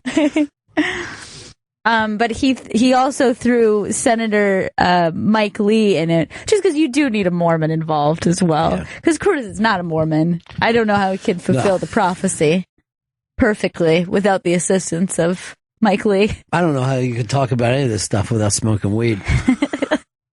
Oh, fuck yeah, end times are coming. Coming, bruh. I mean, it all starts to sound like Ghostbusters when it's in present day, and that's the problem that Chris had with the Passion. Right. Yeah. He laughed at Jesus being arrested, and then you laughed at Jesus in a trolley car. I thought it was totally ridiculous, but I did like Barabbas a lot. I thought that he was a good depiction of a bad man. You remember the movie Barabbas? No, I never saw the movie Barabbas. I loved it when I was a kid. I loved any religious movie. The Robe, Ben-Hur. Any of that stuff, I was like, this is bigger than life. Barabbas went around. See, afterwards, he was filled with so much guilt, at least in the movie, that he went around Rome trying to turn people into Christians. And I think he was working as a gladiator. for a while. This sounds great. Also, those posters that I just saw up there were incredible. The Barabbas it's posters? like really cool Barabbas posters. It's pretty badass. Barabbas last night did not seem to be troubled at all about what happened. Oh, yeah. I mean, he just ran to get out of there. You can understand. See, what happened is they let the people pick between the Lord and Barabbas. And Barabbas, not a lot of people know this, his family was very popular in town. They had owned a bar, and they had a drugstore and stuff. People would see them around for a lot of years. And you know how they get small town stuff. You know what I mean? Didn't realize Barabbas was so well off. Everyone's like, well, that's Pete Barabbas's boy. You know what I mean? The guy, his dad was good to me before. So it's not so much against Christ. Yeah. Just a really pro-Barabbas family. That's where loyalties are, you know what I mean? Yeah. They're a cornerstone of the community. They are, and they've been good to anyone. I mean, they'll let you pay on time. Wow. I don't know whether you see this, because people write, where's the De Niro story, go over to the iBank, but also this weird thing that Obama did with this Cuban comic. I don't know why he's got to play the fool every fucking chance he gets. Well, he loves comedy. In this case, he loves sketch. He's not good at it. Well, it really plays rough. This is pretty awkward. Now, I'm guessing this guy's a big comedy star in Cuba. Yeah, he's as big as you can get. He's, I don't know, I guess he's got a big show. Look how he's looking around crazy. Ridiculous. I know. But I mean, this is no less embarrassing than when Obama did Between Two Ferns. That was stupid. Great set, though, that they have there. He is saying that he's trying to lower the office to the president so that anyone can get in now.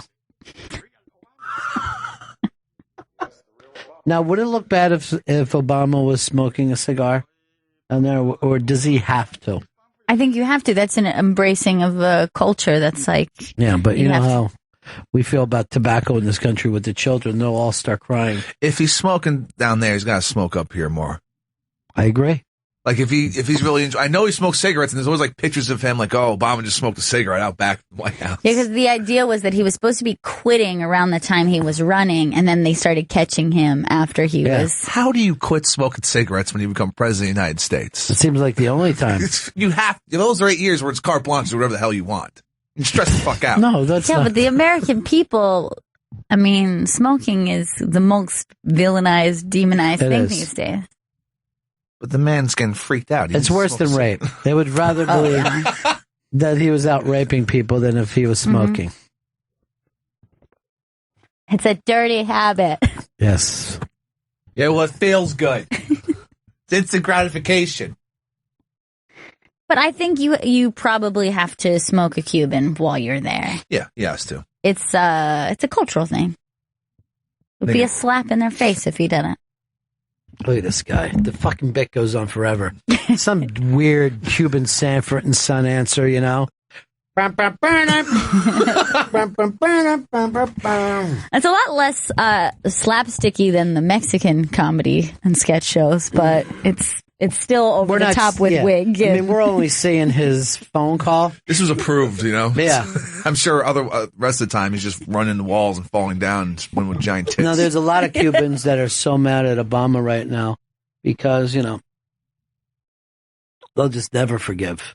The Cubans living in Miami, I don't know what they want other than the destruction of everything, but we're coming up on almost 60 years since this shit started. It's just off the coast. I mean, you could basically swim there from Key West if you're a decent swimmer. Some do. Yeah. Some will just hold on to a fucking refrigerator door and float for a couple hours. But it's time, don't you think, to open up? It's time. It's been time. Yeah. It's forgotten. Yeah. But, I mean, if anything else, just to freshen up Cuban comedy. It's as fucking old as their cars. Let's open up the fucking border. Can tourists go there yet? Yes, you could always. you can go straight through. But Canadians have always went there. And then some Americans have gone through Canada. Yeah, so you fly to Canada. When I was down at Key West, the guy said, let's go over in my boat. And he'll go, we'll pick up some Cuban cigars. And I'm like, what are you talking about? He said, we'll be there in a couple hours. He goes, I go over there all the time for cigars, have a drink, have something, fool around with people, tip big. And I'm like, I just don't know if I want to, risk the fucking thing. I look like that idiot in North Korea that tried to steal a sign. That's you. I'll be crying. Please. For the love of God. I pray to the heavens that the Cuban people forgive me. It's the worst mistake of my life. We're working on getting that moron off. And he fucking did it. It's all his fault. After him crying in front of them and spouting the propaganda, we should just let him do the 15. Breaking rocks. He embarrassed the United States by crying. He won't make it 15. Oh, he'll die. And by the way, that's what he was supposed to do. They said, look, you got to fucking cry out there in front of the people and act like Korea is better than you. He was definitely advised. It too, dude. No. When he said he's getting the 15, you think they're going to give him mercy? Yeah, but you know what happens during that 15? What's that? Who knows? It's hard I think labor. It's going to be better. Yeah, but maybe it'll be hard torture if he didn't do his crying bit. Yeah, he was... all labor is hard labor. I don't give a fuck what they say. It's hard for me. Yeah. Hate it. I wouldn't even want a busboy for 15 years. Look at that fucking dude. Area of the Angakto International Hotel, aimed at harming the work ethic and the motivation of the Korean people. I have been very impressed by the Korean government's humanitarian treatment of severe criminals like myself. Severe. And of their very fair and square legal procedures in the DPR Korea. I understand the severity of my crime, and I have no idea what sort of penalty I may face. It's not good. But I am begging to the Korean people and government for my forgiveness. And I am praying to the heavens so that I may be returned home to my family.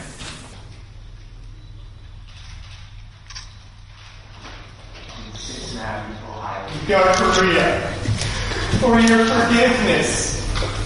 Please, I have made the worst mistake of my life. Total election cost was collected from this church.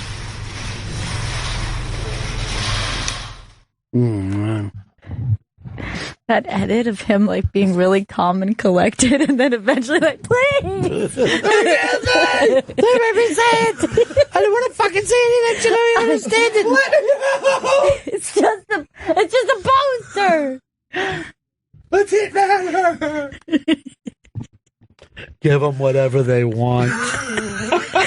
I like that they obviously advised him to say that he stole the poster. It was an aim to damage the work ethic of the Korean people. That's why I did it. I don't want you guys to work hard. The poster said work hard, and I took it away from you so you wouldn't. I thought it would look great in my dorm room.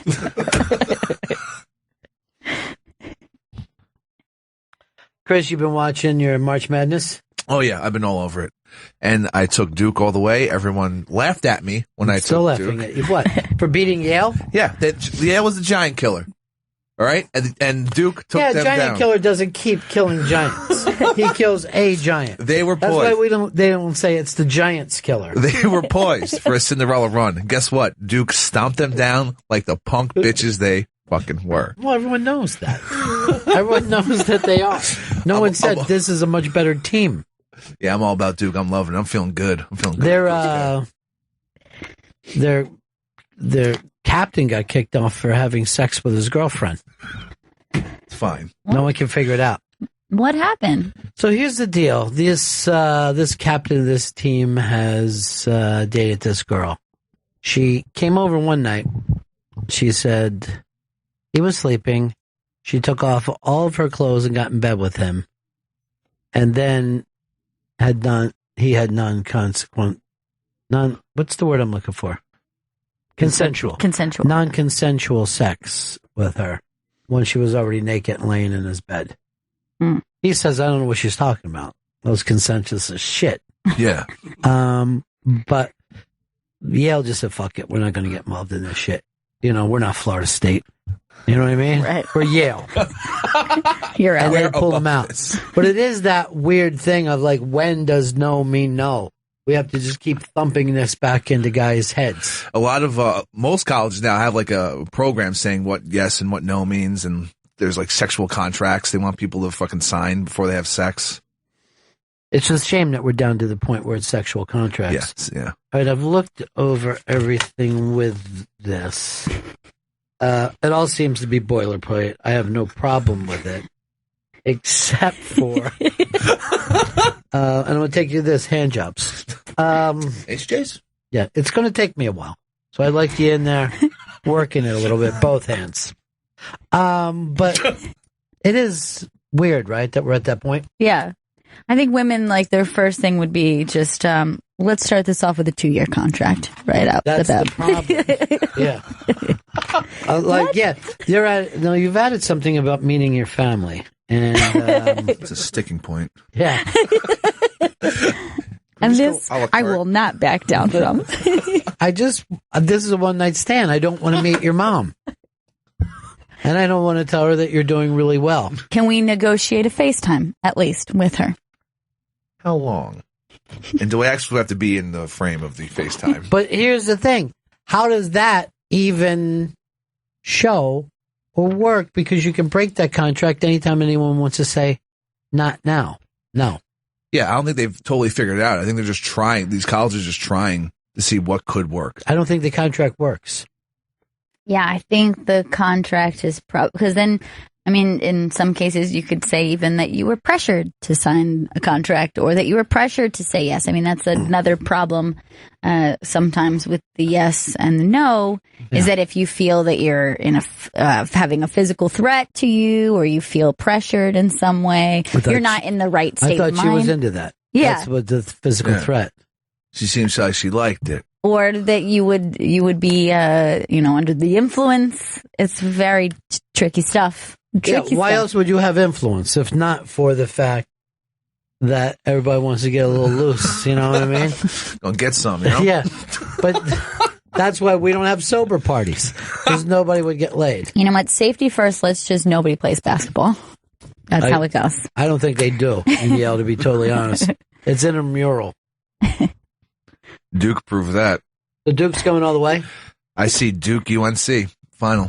Duke wins 79-75. Wow. I got all down in my bracket. I didn't see Gonzaga fucking crushing like they are, though. Well, then your bracket's useless anyway, so what are you bragging about? I still have them losing, though, in the next round, Gonzaga. Yeah, but that doesn't matter. You've already fucking lost, right? Well, your bracket just picks back up again? My Final Four is still in play. So I still have my Final Four. Those 4 teams haven't lost yet. Okay. But other individual games on the way over there, I've gone wrong. Yeah. Who is your Final Four? I'll bring it up right now. No, it's it's Duke. Bored to death. It's Duke, UNC, Oklahoma, and I forgot the fourth team. Those are 3 out of my last Final Four. Can't even remember your fucking team. I'm just really focused on Duke right now. Everything just lies on Duke. They laughed at me, and now Who's I'm looking that? great. When Johnny brought it up, I said I got Duke, and he's got the field, and I was laughed at. Okay. And then I look really smart right now. No, you look really smart when Duke wins. Thank you. Right now, there's nothing to be smart about. All right, now here's an interesting story. I don't know whether you saw the Madonna story. There's a video of her pulling off a girl's top on stage, and it's all just fun stuff. And the girl was wearing some kind of this version of a tube top. So Madonna thinks, oh, this is funny. I'll yank her tit out. The deal is the girl's only 17. Oh, shit. Oh, boy. Now, even if it was just pulling her top down, right? If Gene Simmons did that, I think the world would be freaking out. They'd scream rapist or sexual assaulter. Right. Why is it okay that Madonna does it? I don't think it is. It's definitely not good. You should not be taking anyone's tits out, no matter what their age. It's particularly bad because she's 17, obviously, because it puts light on why exactly this is a bad thing. Mm-hmm. But you don't know anybody. Why the hell would anybody be in a position that you would be able to do that? It seems like something Andy Dick would do. You know what I mean? Like, there was always those stories that Andy Dick would be pulling his dick out and rubbing it on people and stuff. You're like, who's going to even tell you this? Crazy, inappropriate drunk shit. Madonna turned into a drunk creep from like this last tour or whatever. That's at least what the fucking gossip places say, that she's gone nuts because she can't get her kid back from Guy Ritchie or Guy Pearce. I'm not sure which one it is. Guy Pearce, Guy Ritchie. He's a fucking English you got to guy. stop fucking ruining the show by rambling. You know none of this, and you said the gossip places say it. You're already given the flimsiest evidence you TMZ. can, and then you won't shut up once you start to ramble. Guy Ritchie. Doesn't matter which guy it is, Pierce okay? Brosnan, that's who it is. One of those. Just stop yourself. Okay. Now, her pulling this tit out has nothing with her son wanting to live with someone else. That's crazy to even say. Oh, no, she's always been a very sexually charged person. And what the problem is that you can't disrobe anyone. You should not be taking anyone's tits out under any circumstance. What about without the a spanking, contract. Mitch? I mean, every show stops for spanking. Now, I've been to, don't act like you have to do this. I've been to a lot of concerts. I've never seen spanking time.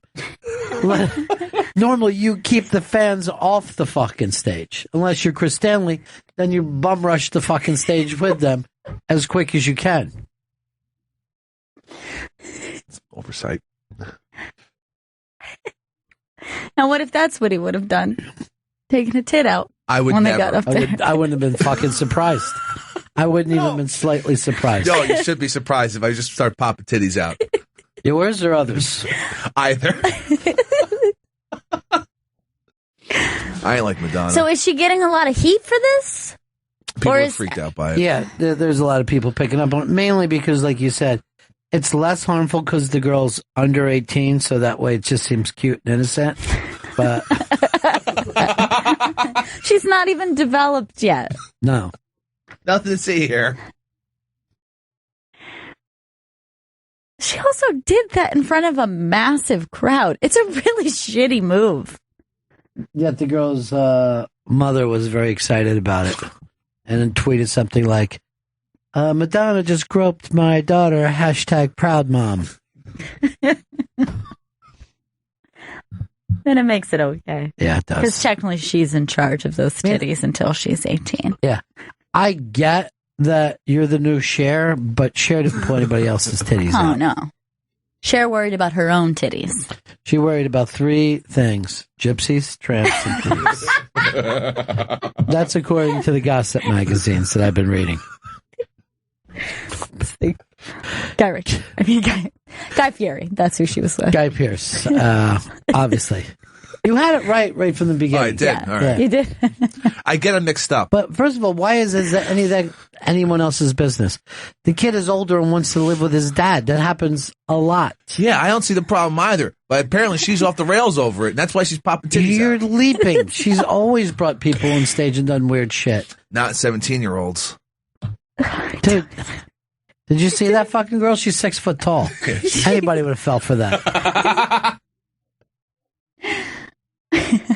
All right, now Obama said he's staying in Cuba. What? Yeah. He lives there now? Yeah. He says he can't live in a Trump America. That he wants to be the first person to leave. Trendsetter.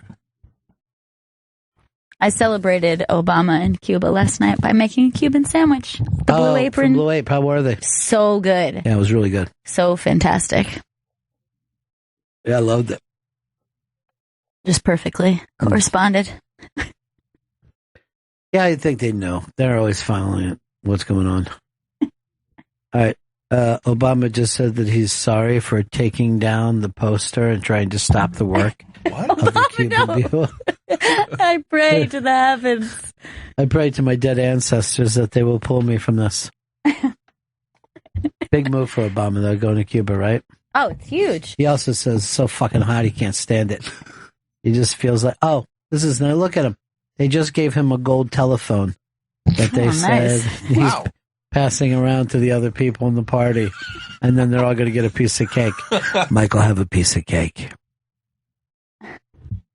Or he just kissed his brother on the lips saying, I know it was you, and you broke my heart. Now he's saying that Madonna's so upset over her son that she'll yank the fucking top off of every girl. Finally, I'm getting back up from Obama. This is great. Cuba's doing a lot of good for him. This is up on the iBang. The iBang has a prediction that Obama will guest host SNL before the next president is inaugurated inside that lame duck era, because he has done everything that he can possibly do. And he was just at South by. Yeah, I think that is a pretty solid prediction, particularly because they've had Trump, they've had Hillary, they've had Bernie. You just call her Hillary? Hillary. Yeah. I just stumbled on the word. I did not mean to call her Hillary. Please. Please, I beg you. I pray to the heavens. Obama also jammed on stage with the Fabulous Thunderbirds at South by. He's got Lollapalooza and Coachella coming up. Bonnaroo's somewhere in there, too. I'm not sure where. I guess in July. He's making the announcement, don't take any of the brown ass. He'll probably hit Vegas at one point. He's got his Simpsons voice. I can't wait for Coachella to see hologram Obama come on stage. Can't fucking wait for that. Well, his festival wear alone is just perfect. He's got this suede fringe boots, red tie, blue tie. I also saw him with a top hat that had rabbit ears, so that was fucking cool as shit. Yeah, he just saves those for big events. What else? What other big summer concert tours are there like that? Where are the big festivals? The big festivals is Coachella. Too hot. Let me get Coachella. Bonnaroo. And too hot. Lollapalooza. Lollapalooza is almost too classic rock. Too old. And then now the big ones are like Electric Zoo Festival. Who's going to be in Chicago this year? Because I think it's like Red Hot Chili Peppers again. And who else is it? Like Radiohead? This is Lollapalooza? Radiohead is also headlining. Yeah. Radiohead LCD sound system too. Ooh, that's pretty cool. And then also there's Burning Man, but they don't really have. They have like celebrities go there, but no one knows who it is. Yeah, and it's not music. That's just. It's just all EDM and fucking house. Madonna would love it. Everyone's taking their titties out. I'd be running around there just licking titties for 3 straight. And she's screaming back, I can't get my kid back, and will you be my mom? I'm going to ask you. Lana Del Rey also. But would you say that Madonna's definitely MILF? Or is she cougar? She might be moving towards cougar, but she's so young in spirit, I would say MILF. She's a coug. Big time. Total cougar. I think she's more of a grillf. We're going to break here, Chris? Yeah, we're going to break. Who's coming up next? Mike Vecchione. He's performing tomorrow at the Broadway Comedy Club in New York City at 9 p.m. And he's performing at The Stand, March 25th and 26th. Go to thestandnyc.com, and his album Muscle Confusion is available now on Amazon and iTunes. We'll be right back with that. Bennington. Welcome back to Bennington. Oh, thank you. Thank you so much. Mike Vecchione's in studio. Mike's performing at the Boxcar Brewing Company in Westchester, PA, April 1st, and at Catch a Rising Star in Princeton, New Jersey, April 8th and 9th. Mike, how are you, buddy? I'm great. Thank you for having me in. Are you great? Because you seem a little under the weather. I am. Great is my public persona. Good. I'm under the weather inside. And I was hungover, so that doesn't... Now, were you sick before you started drinking? I was getting sick. I timed it perfectly, where I was getting sick and then I was getting drunk at the same time. There was a article in the New York Times today that there's a new strain of AIDS going around. I think something like 7 out of every 8 New Yorkers have it. Oh, so really? It's a strain of AIDS? Yes, it's a new strain. It's Ebola AIDS, if it's anything. It's a little Ebola and a little AIDS. But they say you just drink juice. If you have juice, crunch up the ice. Yeah. That's my thing. You know, it goes down easier. A nice cold juice? Or yeah.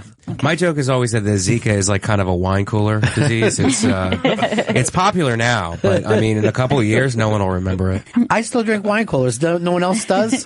I didn't even know they were for sale. Yeah, I stocked up on Barnum James back in the old days. Golden wine coolers. What was that? That was Bruce Willis did that. That's very good that you remember that. Wow. Bruce Willis did the gayest fucking wine cooler commercial ever.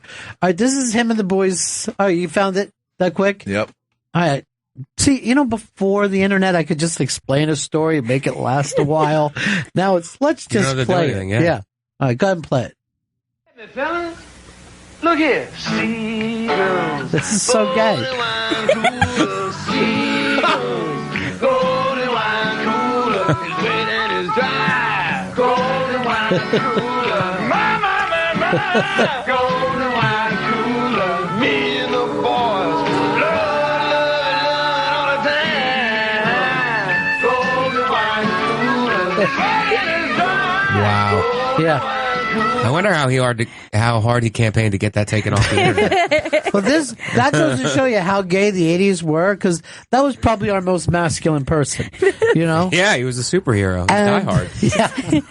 And just a couple of guys just drinking some wine coolers. Living in a house together, apparently. Living in a house of love. By the way, I never noticed until just now when we watched it how happy that dog was when he was singing. Like, that dog was so excited to be sung to. That dog has got to watch a lot of butt fucking over the weekend. So it's already prime. But if you go back and watch Miami Vice, those guys all but leap on each other and start banging each other. I mean, it's the gayest show. It's a gay time.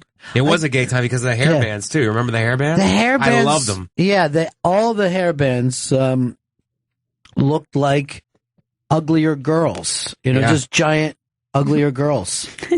And they got insulted, but now with the whole transgender thing, like you can't. They were ahead of the time. They were ahead of the time. Well, the biggest stars of that era, Michael Jackson, Prince, Boy George. Yeah. I mean, look at Hall and Oates back then. Yeah. They're like, we don't know where the gay thing came from. And we're like, you guys kind of look gay. You kind of look like a gay band. Sounded great. No one's taken away from any of the musicianship.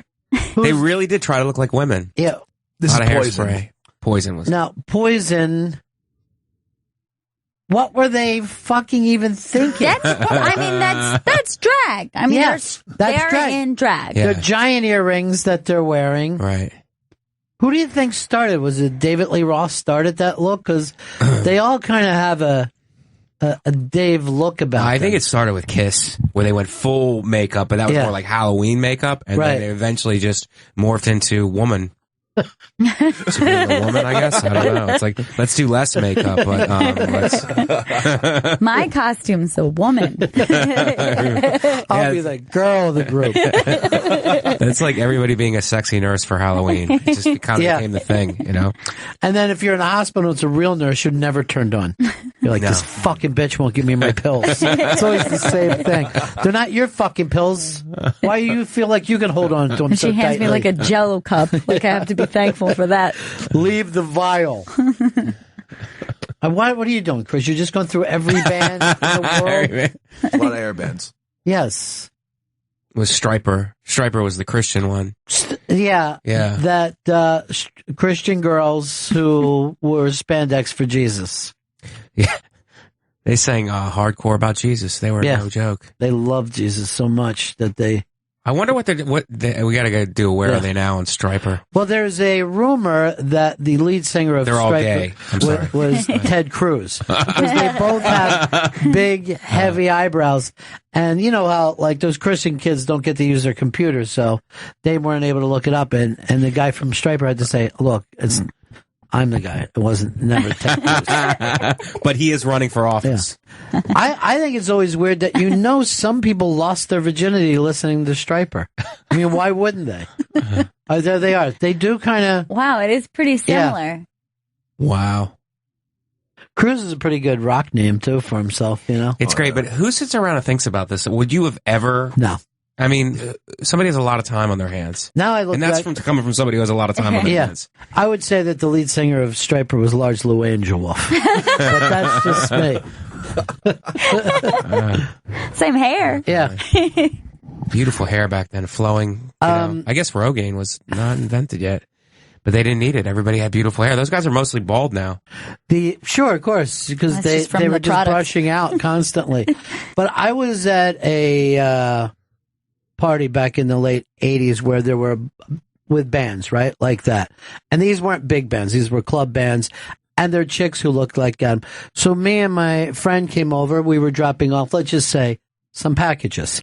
So we're walking through the room and we're like fucking, not dressed like that. We were just with, normal mullets, like a regular looking man. And someone went like this. We gotta move these colored TVs. And I turn around, I'm like, yeah, I'm the fucking freak of the room. Because believe me right now, if I leave, he'll fucking kill you. So don't act like I'm the outcast here. What is it, Chris? I just want to say Mike Vecchione's in the studio. He'll be performing Friday, April 1st at the Boxcar Brewing Company in Westchester, PA. I'm going to that. And April 8th and 9th at Catch a Rising Star in Princeton, New Jersey. And April 28th at Mohegan Sun. Go to MikeVecchione.com for all additional dates. So it's weird that the original Catch a Rising Star is gone, but there's still Catch a Rising Stars out there. Yeah, the original, the one in New York City, I think was the one. Like I think it was at 44th and 9th. Oh no, that was the improv. Oh, it was the improv. Yeah, right. It was up on the Upper East Side, First Avenue somewhere. I think Probably of all around those, the only 79th. one left is the comic strip. Comic strip is, And, I think the Cellar came a little bit after. and then oddly Dangerfields. Yeah. Was an early club, but I don't know what happens there now. I don't work there, so I don't Who know. does? I don't know. It's the only sign I saw without a light. You know what I mean? There's no light. It's like a plywood sign. But it's still there. It's It is still there. It's there. Yeah. It's still there, and it's still going. So, Yeah. from what I understand, I know think, guys who work there. are they the guys that go around to you in Times Square and ask you to come over, like the tricking people in You Times guys Square? like comedy? You guys like Yeah. comedy? Jerry Seinfeld drops in all the time. Comedy Central Showcase tonight. Is that what they would say? Yeah, let's say Comedy Central Showcase and talk about Chappelle. Chappelle has been performing there for years. Every goddamn night. You're like, honey, wait, don't go anywhere. I might go see Chappelle tonight if I get these coupons. It's either that or get on a triple-decker bus. There are no ends. Like, there's no regulation. I don't know if you drive. No. It is impossible to drive in the city now because there's just no regulations. There's like, you'll be stuck in traffic and you're like, what's causing this? It's construction plus you're behind 3 triple-decker buses and then a guy pushing a food cart. Right. Like, it's just Thunderdome, whatever you want. And bicycles pay no attention to any laws. No. They run through every fucking red light. Yeah. No. And then yell at cars. And you're just like, I'll fucking kill you. I tell you what, I have sympathy for the delivery guys because they're working. Yes, they're real. I mean? They're just the people on bikes that I don't have any patience for. Or you just see like the guys in a suit on a city bike that they obviously don't normally ride a bike, so they have no idea what they're doing or like any respect for any rules of the road whatsoever. It's not good. See, the bicycle stuff has worked out in some cities, Chicago, Portland, because there's room there. Right. There's no fucking room on a New York street. No, there's not. And they're trying to give everybody their lane now. Yeah. And how about like also they're trying to do these pedestrian sections where like, you're driving and then it's just tables. And everybody's just chilling out. It's like, nah, we're just going to make this a place to hang out now. In the road. We'll narrow it down to half a lane and then people will be able to squeak by. There's literally lawn chairs down there. And you're like, why would you want to lay with your legs up in the middle of fucking some of these places? I know. It's crazy. Like the one at 34th where, during... That's insane. Yeah, and it's like during the busy seasons, it's insanity, and it's just people sitting out while people are trying to get around lawn chairs and little cafe tables. Ugh. It's in the middle of Herald Square. It's very annoying. It's very annoying. I'd like to be elected mayor. I'd say, let's just burn down what we have and then start fresh. The whole city. Yeah, and I'm going to fill in the rivers, too, so we'll have some more room to move out. Because the fact that we're trapped on an island is insane. Well, clean water is our natural. We need that more than anything. I think that's going to be like a precious thing in the future. Clean water. Has the most water in the world is Canada. And they will quickly become the head of the planet Earth as water runs out. Yeah. Because they got all those glaciers and shit. Oh, yeah. Wow. And untapped water places. Springs. So yeah, they've got the most. They better get an army to protect it. I'm telling you, they're just going to get. Well, they can hire us. We're always ready to be fucking army for someone. We're going to be owned by the Chinese. We already are, but they're already starting in some cities, like giving up the parking meters, like selling it to a foreign company, and that's bad news because that's where it's really going to come. Because none of these other countries give a shit about any of our problems. It's like it's this day, it's Columbus Day. We should have parking meters. They're like, we don't care about it. We don't acknowledge any. They don't acknowledge Sundays. Right. Because when they saw the parking meters, they're like, yeah, but there's no parking on Sundays. Like, no, it's every day. We don't care. Mike, you convinced me I'm voting for Trump. You did a great job. Thank you very much. You did a great job. Was it Scott Baio that did it, or was it me? It was Scott and you, but Scott, I think, had said he's sick of Republicans and Democrats. Right. Yeah. And he admire also that. mentioned that that he likes Trump because he talks like I talk, is how he said That's it. what he did say. Yeah. He speaks like me. He is cutting to people, like he's activating something in people. Yeah. So people who are like, oh, he's crazy, this is nuts. Like, no, you have to look at really what's happening. He wouldn't be affecting this many people. Like, he's striking at urban people. And I don't think it's like, obviously it's a lot of bad stuff too, but I don't think it's like a racist thing. I think he's like really cutting around the people are tired of the system. They're tired of the current system, which is corrupted by money. Well, here's the and Trump is not.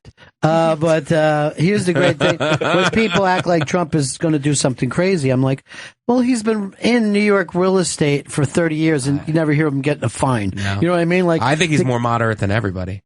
I know that he's more moderate than Cruz. Yeah, I definitely think there's no way that Trump gives a fuck about abortion or gays. No. He's not going to make a big deal out of any of that stuff because he's from New York. Right. Gay guys fucking fix up these buildings that he does, He's like, now let's bring in the gay guys and get the fucking couches set up, Yeah. He knows how the thing works. So all the stuff that you're normally afraid of Republicans for, which is really only social things and hating minorities, he doesn't give a shit. It would be interesting to see if he could do some of these deals, which weirdly he is on the same side of Bernie as some of those like NAFTA deals and shit like that. He goes way over in that direction. Like, why shouldn't we tax the shit out of their stuff? Yeah, absolutely. But I don't think the Republicans are going to let him in. I watched all weekend. They do not want him. They despise him. Yeah, but I think if they do anything like, look, man, if the people vote him in and they do some kind of like, with the delegates or whatever, there might be riots. I'd be glad because it's like you're overstepping the democracy.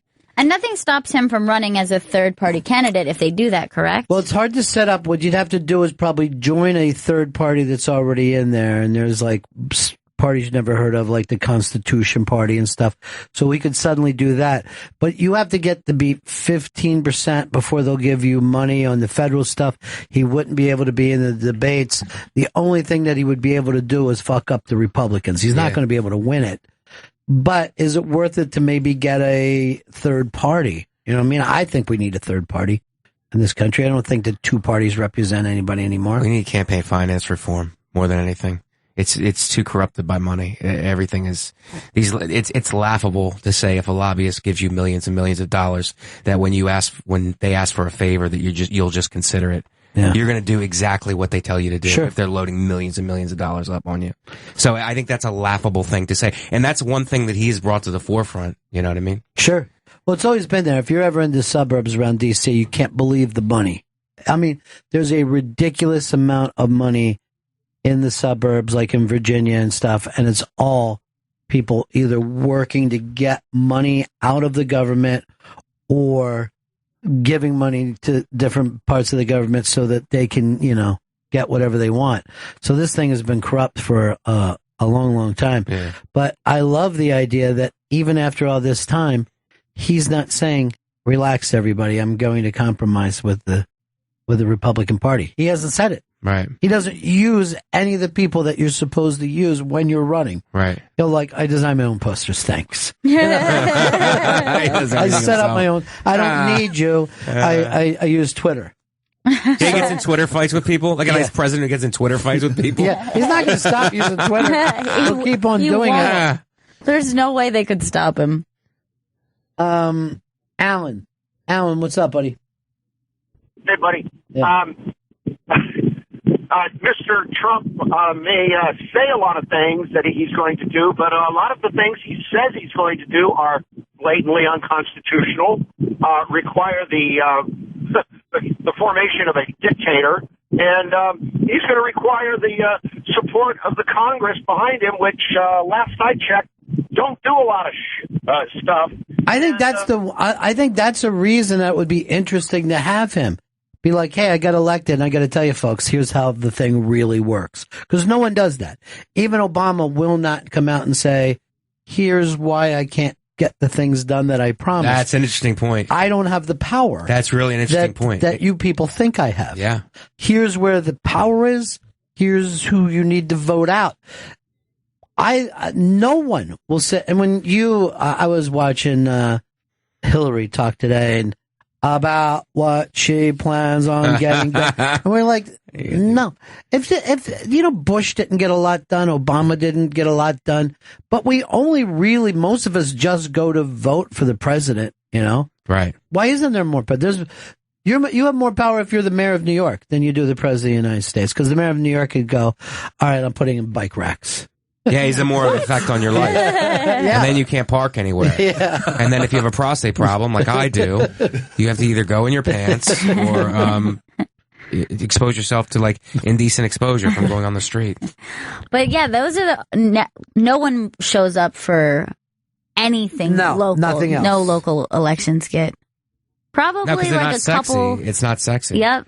You could probably get like a couple, parents who, if it involves education in some way or schools, elderly tend to like focus a little bit on local. Elderly go to everything. Yeah. It's so great. They just show up. They're really into it. They're really into those are the people who really care about every little thing. You know what I mean? You will see them at every single election of every time. Yeah. They're the best neighborhood watch too. Like when they I was are. in Philly, They know everything. they would just be looking out their window at you. And they have everything timed. They know exactly what's going on at every moment. It's like there's no need for like dogs or cameras. It's just all them. Like if you ever want to know anything that's going on in your building, but you don't want to be involved with it, or you're in anyone else's case, your neighborhood. If you befriend your elderly neighbor, like you have all the information you need. You don't need to get involved. You're going to find out what's going on. They're looking for a problem to solve. They're looking for a problem to solve.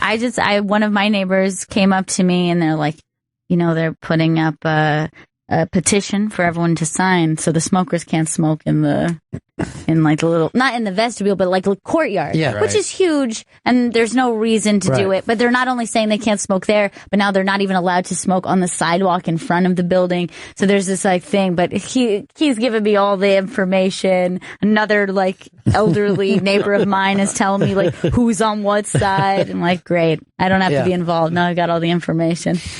Yeah, they know the laws. They know the jailhouse laws. They do. They have to be prepared for everything because they don't move very fast. No. So it's like a mechanism. They really have to prepare themselves. Like, give me all the information. So if I have to, anything I have to do, I'm prepared for. Mike Vecchione's in studio. He's performing at Boxcar Brewing Company Friday, April 1st in Westchester, PA, and on April 8th and 9th at Catch a Rising Star in Princeton, New Jersey, and on April 28th, 29th, and 30th at Mohegan Sun. On the 29th and 30th, he'll be opening for Dave Attell. Go to MikeVecchione.com for all additional dates. All right, I'm just going to take a straw poll here right now today. If we were voting today, who are you voting for? Trump.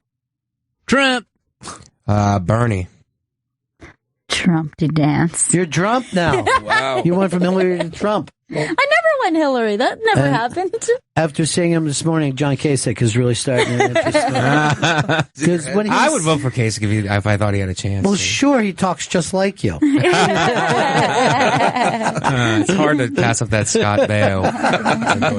I'm going to hold out for whoever this mystery person is the Republicans are going to put forward.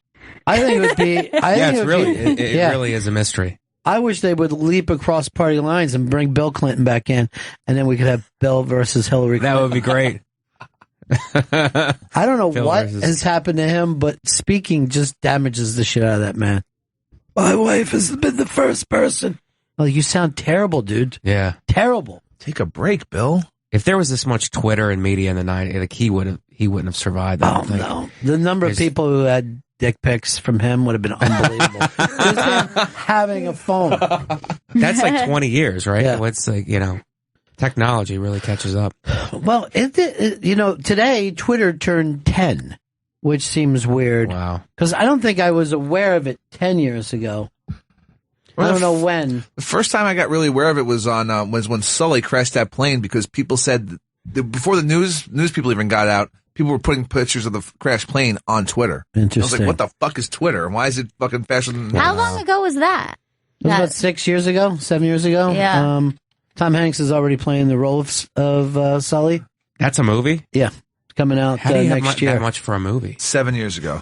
I guess I don't know. We were sitting there, we watched it from our window on 57th Street. Yeah. Which, by the way, have you been back to our old building? I haven't, no. They're turning it into a skyscraper without knocking down the parts. So they're sitting there reinforcing... The old parts? The old parts, as they're now going to hold up this entire skyscraper. 70 floors or whatever? Yeah, you got to just walk up and see it one day. So what are you saying? Crane accident in our future? It's all Another they one? have. 57th is the crane accident capital of America. Slashings and crane accidents. I like the crane accidents, but I like the hanging window washers more than anything else. Oh, yeah. So once a month in the city. In the news crews there, just fucking... It's high drama. It's great. Oh, it's unbelievable. You're just looking up and screaming, and then someone yell, "Hang on!" You're like, they can't hear you. It's so far away. Plus, I don't think you got to tell anyone to hang on when they're that far up in the air. Get a grip on that thing. Would you step outside where we're now, 36th floor, if there was like a rope and you would just lean out on the rope? Lean out? I'd hug the fucking window. I wouldn't lean out. That'd be fucked No, you got to up. lean out on the rope, and then we pull you back in. Is it attached to his waist, or he's just doing it with his hands? No, it's right with his hands. Nothing's wrapped. Oh, shit. He's not going to be able to do it. I would drop. See, I would have this feeling that I wanted to jump and then act like I was rowing a boat. Like it was Wizard of Oz. Like, hey. I forced people later to go, he came past our window. He thought he was rowing a boat at the time. a good move. What do those guys make? Oh, they're getting like $17 an hour. They're doing okay for themselves. It's all right. I'm sure you see some interesting things in there. That's better than Instagram. The amount of tit that you're seeing. You're just going from window to window. It's not like you could whip it out and jack to it. Stay there, miss. Have you ever been in the high up and the guy comes by like that? It's always the weirdest thing. So bizarre. It's very awkward suddenly. It's like you've walked in on someone in the bathroom. Like you always want to just get away from that window. I'll give him a thumbs up when he comes by our office. I'm like, a thumbs up to the guy as he's fucking... No, you just touch the window gently. Now, I saw somebody, he didn't even put the harness on, nothing. This was to be about the 15th or 16th floor, and he opened the window. It was a big window, open, and was just hanging on with his arm like this while he squeegeed the top. And he's leaned out, just holding... Wow. We used to watch dudes That's insane. when we were at NEW, and they would walk on the outside without doing. There was about a half a sidewalk that was out there, and they were far enough to fall, and they had zero fear. No looking down, no stumbling, just dudes just walking around. And we were in our office going like this. There he goes! He's heading off. We do it every day. It's happening! He's not going to make it. Yeah. We couldn't believe we never saw anybody fall. Very, very depressing after a while. Starts to let It's you depressing not to see somebody fall? The Hulk Hogan lawsuit that he won, $115 million. Chris, you're telling me he could even get more. Yes, so now there's punitive damages, which typically in Florida are 2 to 3 times of whatever the original. What's a puny dick? Punitive? Punitive. Okay.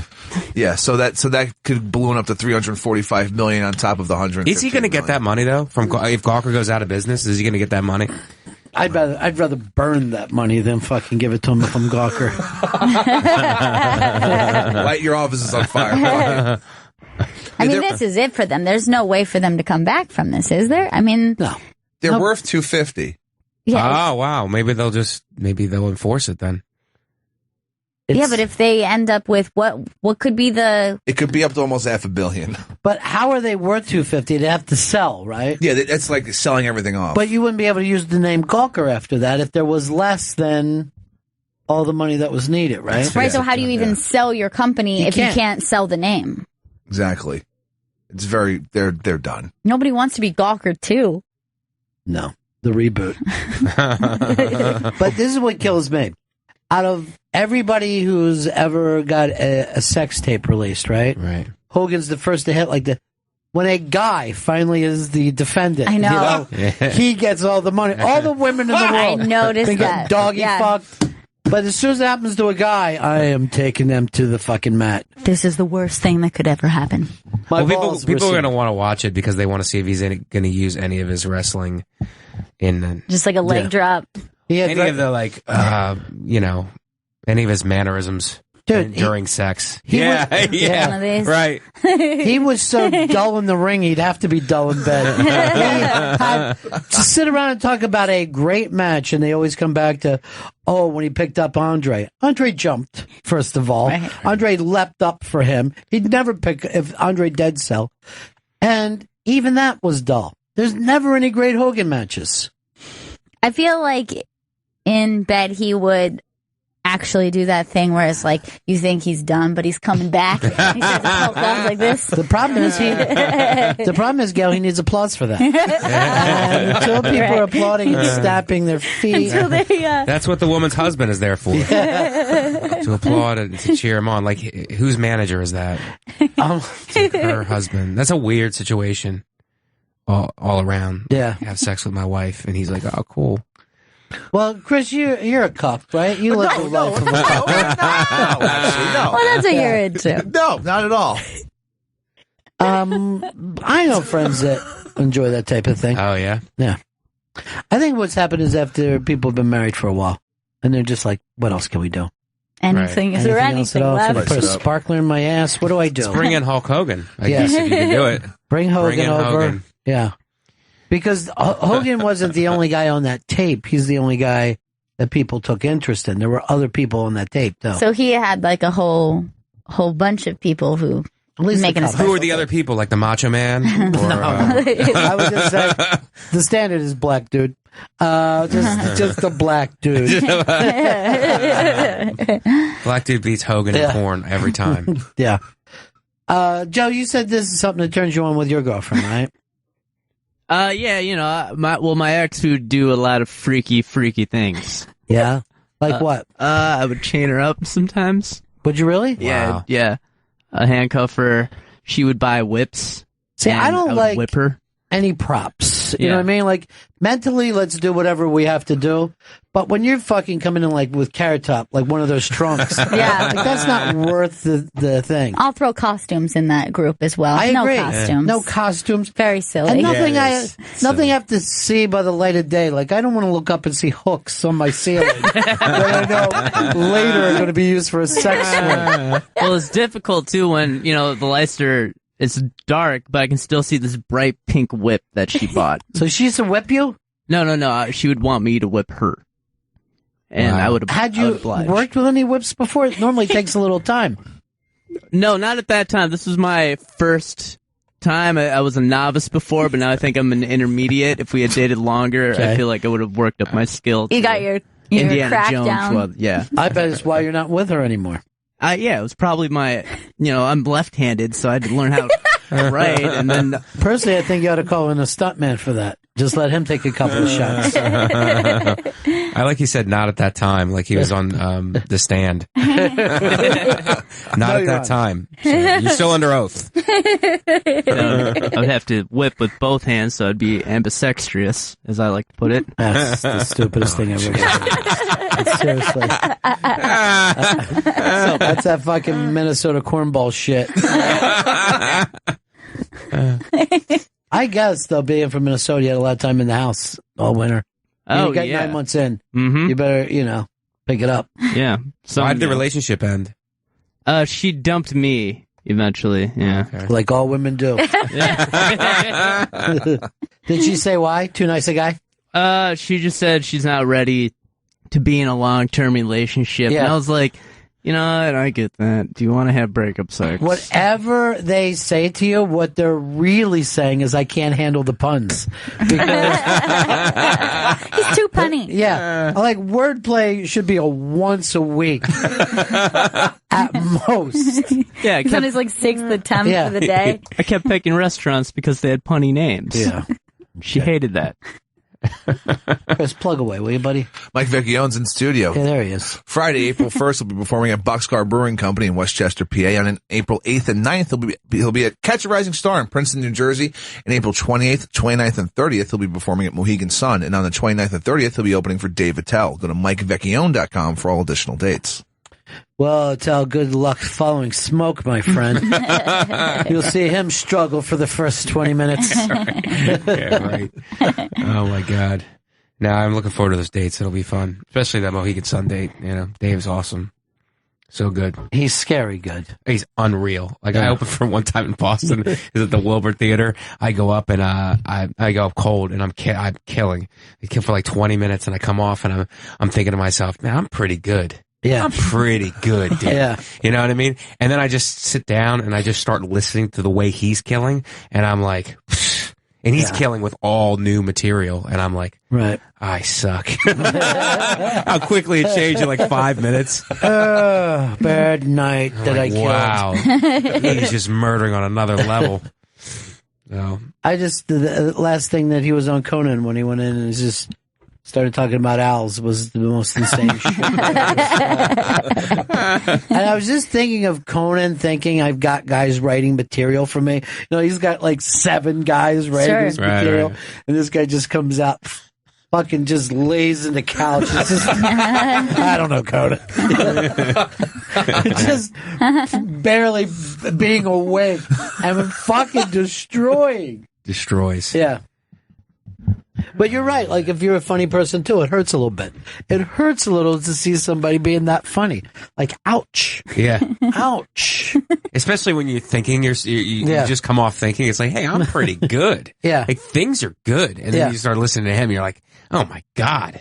I'm nothing. Nobody. And then hear him leave and be like, I don't know if that even works. So fucking negative. Yeah. He's so negative about everything. But he's probably the funniest person that maybe has ever lived. He really is. Like, maybe it's not even fair. You're going to find like some fucking spaceship landed. He came out of it as a baby. He's just been raised by human people. I feel like I'm running a marathon here with these waters. You know what? Just keep it. You know what? You need to hydrate right now because what you're going through, new AIDS. We've got so many. The strand of new AIDS. Water fight state, new AIDS. Zika. Oh, my God. Now, Burt Reynolds came out and said he regretted posing naked back in the 70s. They thought it fucked him up. I don't know. What is it with all these stories? Like, is this even news? I look at it on the feed sometimes, like, on my, I have MSN, so I don't know if I'm looking on the page and I'm like, is this any of this even news? A thing came out about Hitler had a deformed micropenis. Yeah. And that's like a legitimate story. I'm like, what is the purpose of this news story? A deformed micropenis? Like, I was not a Hitler fan before this came out, that it was a deformed micropenis. This is so embarrassing for him now that this news is I feel like they really are trying to embarrass dead Hitler. It's like, you could just say small penis, but they say deformed micropenis, which is specifically mean. I kind of feel bad for other people with deformed micropenises. Now everyone's just glaring at them all the time. Like, what are you going? Pulling? No fucking, not again, dude. Want to round people up now? Yeah. But I don't know why Burt Reynolds had to say it. First of all, I was unaware of this photograph. Right. Then when I saw it, I was like, this is nothing to regret. Well, this is great. Well, first of all, it's better than any movie he made in the 70s. That had to be said. But this was a giant thing. This was in Cosmo, and it was like the first time like a male star showed off their body. Right. It wasn't something that was done before that.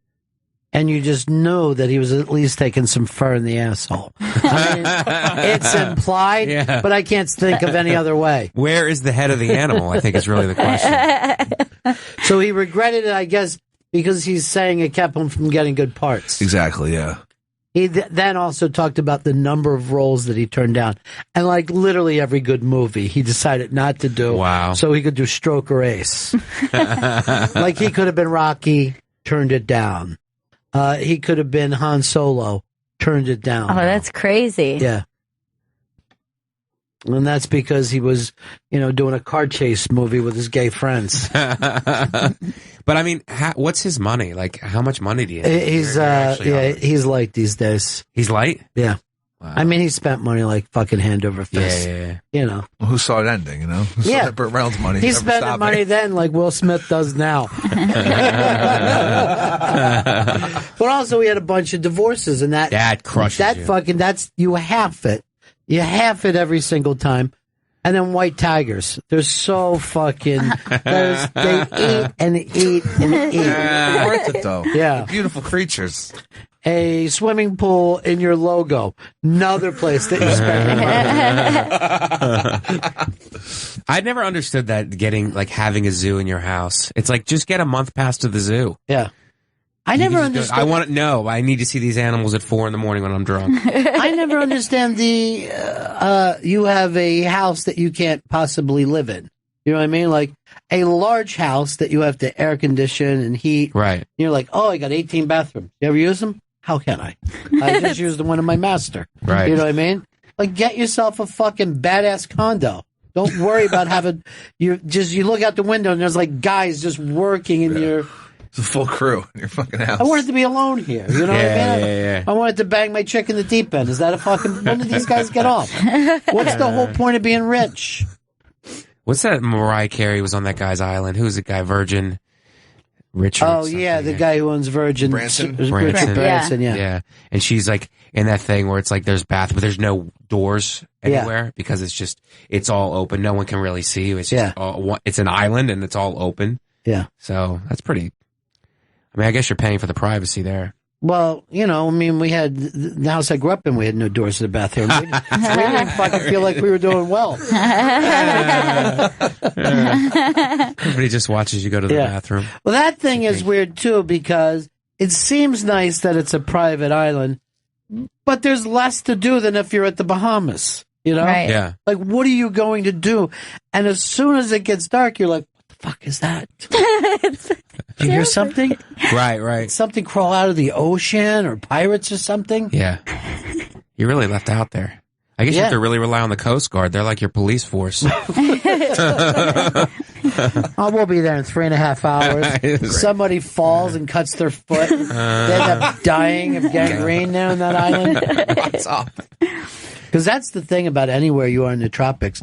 If you get the slightest cut, you got to get it looked at immediately. Yeah, because everything just grows in that humidity so quickly. Fungus is immediately on top of you. People in Hawaii are always like, I don't know, some green stuff grew over my kid and it took it away. It's a boss monster. Yeah. But the pineapples are delicious. It's worth it. It's worth the risk. Yeah. Now, Branson owns that island, but then he rents it out all the time. So he basically goes back and lives in a motel. It's like a timeshare. Yeah, it is. That's all it is. Anyone who has a private island does. No one lives at their private island full time. You'd be crazy, too. You won't be able to afford it if you just live at your fucking private island full time. Evict your ass. Look, is that his? He's got a lake in it. Yeah. Oh, that's pretty cool. Wow. It's like the beach. But imagine how terrifying if you just saw someone on your beach walking towards you. I'd freak the fuck out. Yeah, most dangerous game. You get your guns and like, all right, it's hunting season. You're hunting the most cunning of animals. Man. A pirate drifter. Yeah, looks like a good life. It's not a bad life, Yeah. Although I don't know how he makes his money anymore. There's no Virgin Records. People still take the airplanes, right? Well, I think he just slaps his name. He sells the brand name like Trump does. Smart. Is it There's smart? like 4 airlines now, right? Isn't there like 4 airlines? Yeah. They're No. all part of like 4 airlines. The Arabs are the ones that seem to be serious about it these days. Everyone else is just like, we've got these old planes from the 70s. Let's cram them. Let's shove as many people as we can. They're going to literally just take the seats out sooner or later. Just standing room only? I mean, when you see how small first class is, it's only like 8 seats these days. It used to be a big part of the plane. Yeah. Well, no one buys them anymore. You get upgraded to it, right? Well, if you make these guys pay. if they're paying, I always I got to go first class. If I'm playing, I'm like, hey, I'm just happy enough to be on standby. Give me a free coupon and I'll hop into it. There is no leg room, and then when somebody puts their seat back, it doesn't seem like it's going far when you put it back, but when they put it back, it's almost like they're in your lap. Yeah, I just hold them like this, and I put my leg up around it. And just hold it like that. The last flight I was on, the guy behind me kept like kind of stretching his arm out and grabbing the seat, but he would just palm my screen of what I was watching. That's great. So it's just like a big hairy palm on my screen until eventually I just kept swatting his hands away. like That's at why first we it was need to funny. smoke. We got to burn that guy. Sorry, I was smoking. And by the way, when it comes to look how much is of the rest of the plane It's and how insane. little. And if the whole plane was just the first class seats, you'd still think it was shitty. You know? That's true. It's just because you have something shitty. Right. That's really true. That's really true. That's what it takes to feel good in life. Is someone else has worth. So if you're like, oh, that guy didn't get ice. Life is good. So cold. Yeah, colder than yours, right? Yeah, mine's tepid. It's disgusting. I could live like you. It's like sewer water. I do that sometimes. I'm in a hotel, sometimes in a shitty hotel doing a road gig somewhere, and it's like, you'd be kind of depressed, but I go to the bathroom and you turn on running water and just realize how many places in the world that don't have running water. Half. It's insane. They say half the people on the planet do not have fresh running water of their own. And then I think of how many times I'll just turn on the shower and let it run for a while. Oh, hell yeah. That village could probably do it for 2 months. Yeah. Right. Okay, it's finally hot enough. Let me step into it. I don't want to get a chill. Or it's like ordering food. Now I'm going to order just stuff you do in your daily life. I'm going to order food, and it's like not having to get up and go to a job every day. It's sit in a cubicle. It's like, oh my God, there's like 10 things right in front of me that I'm grateful for. But gratitude is the hardest thing to get to. It's very hard to be grateful. I mean, first of all, if anything's not working, your life is fucked up. You know what I mean? No. If you have just the smallest tumor anywhere on your body, you're not bringing up other your friends call you going to that party, man? You said you'd be there. I'm waiting for test results. That's all I care about. Nothing else matters to me. Yeah. If your asshole doesn't work, if your eyes don't work. Your eyes are a big one, man. Yeah. Eyes are pain. You have a toothache. Yeah. If you have a toothache, you're thinking nothing else but that pain. That toothache. That fucking, and it's unbearable until you get it fixed. It's unbearable to live with a toothache. But they were showing that woman, she just heard for the first time the other day, they're doing more stuff. Yeah. And the second she could hear, a guy drops to his fucking name, says, will you marry me? And I heard that he sounded like he was hearing impaired. I'm like, wait. Just wait, honey. There's somebody else out there. Yeah. Now you got your ears. But she's cute as shit. Because he knew he had to lock it down. Yeah, he's smart. He's just like, now she's not going to rely on me the same way. But I'd be going like this if I was her. What? It's going out It's not again. I working. can't hear. Sorry. Well, now Chipotle just went and gave out, 30,000 coupons. It's up in the Interbank today. And I'm like, I can't imagine going to a place and just handing them the coupon and saying, give me food. I've never done it in my life. I actually have used a Chipotle coupon, but it was like a 2-for-1. So I hooked Chris up. Thanks for the burrito.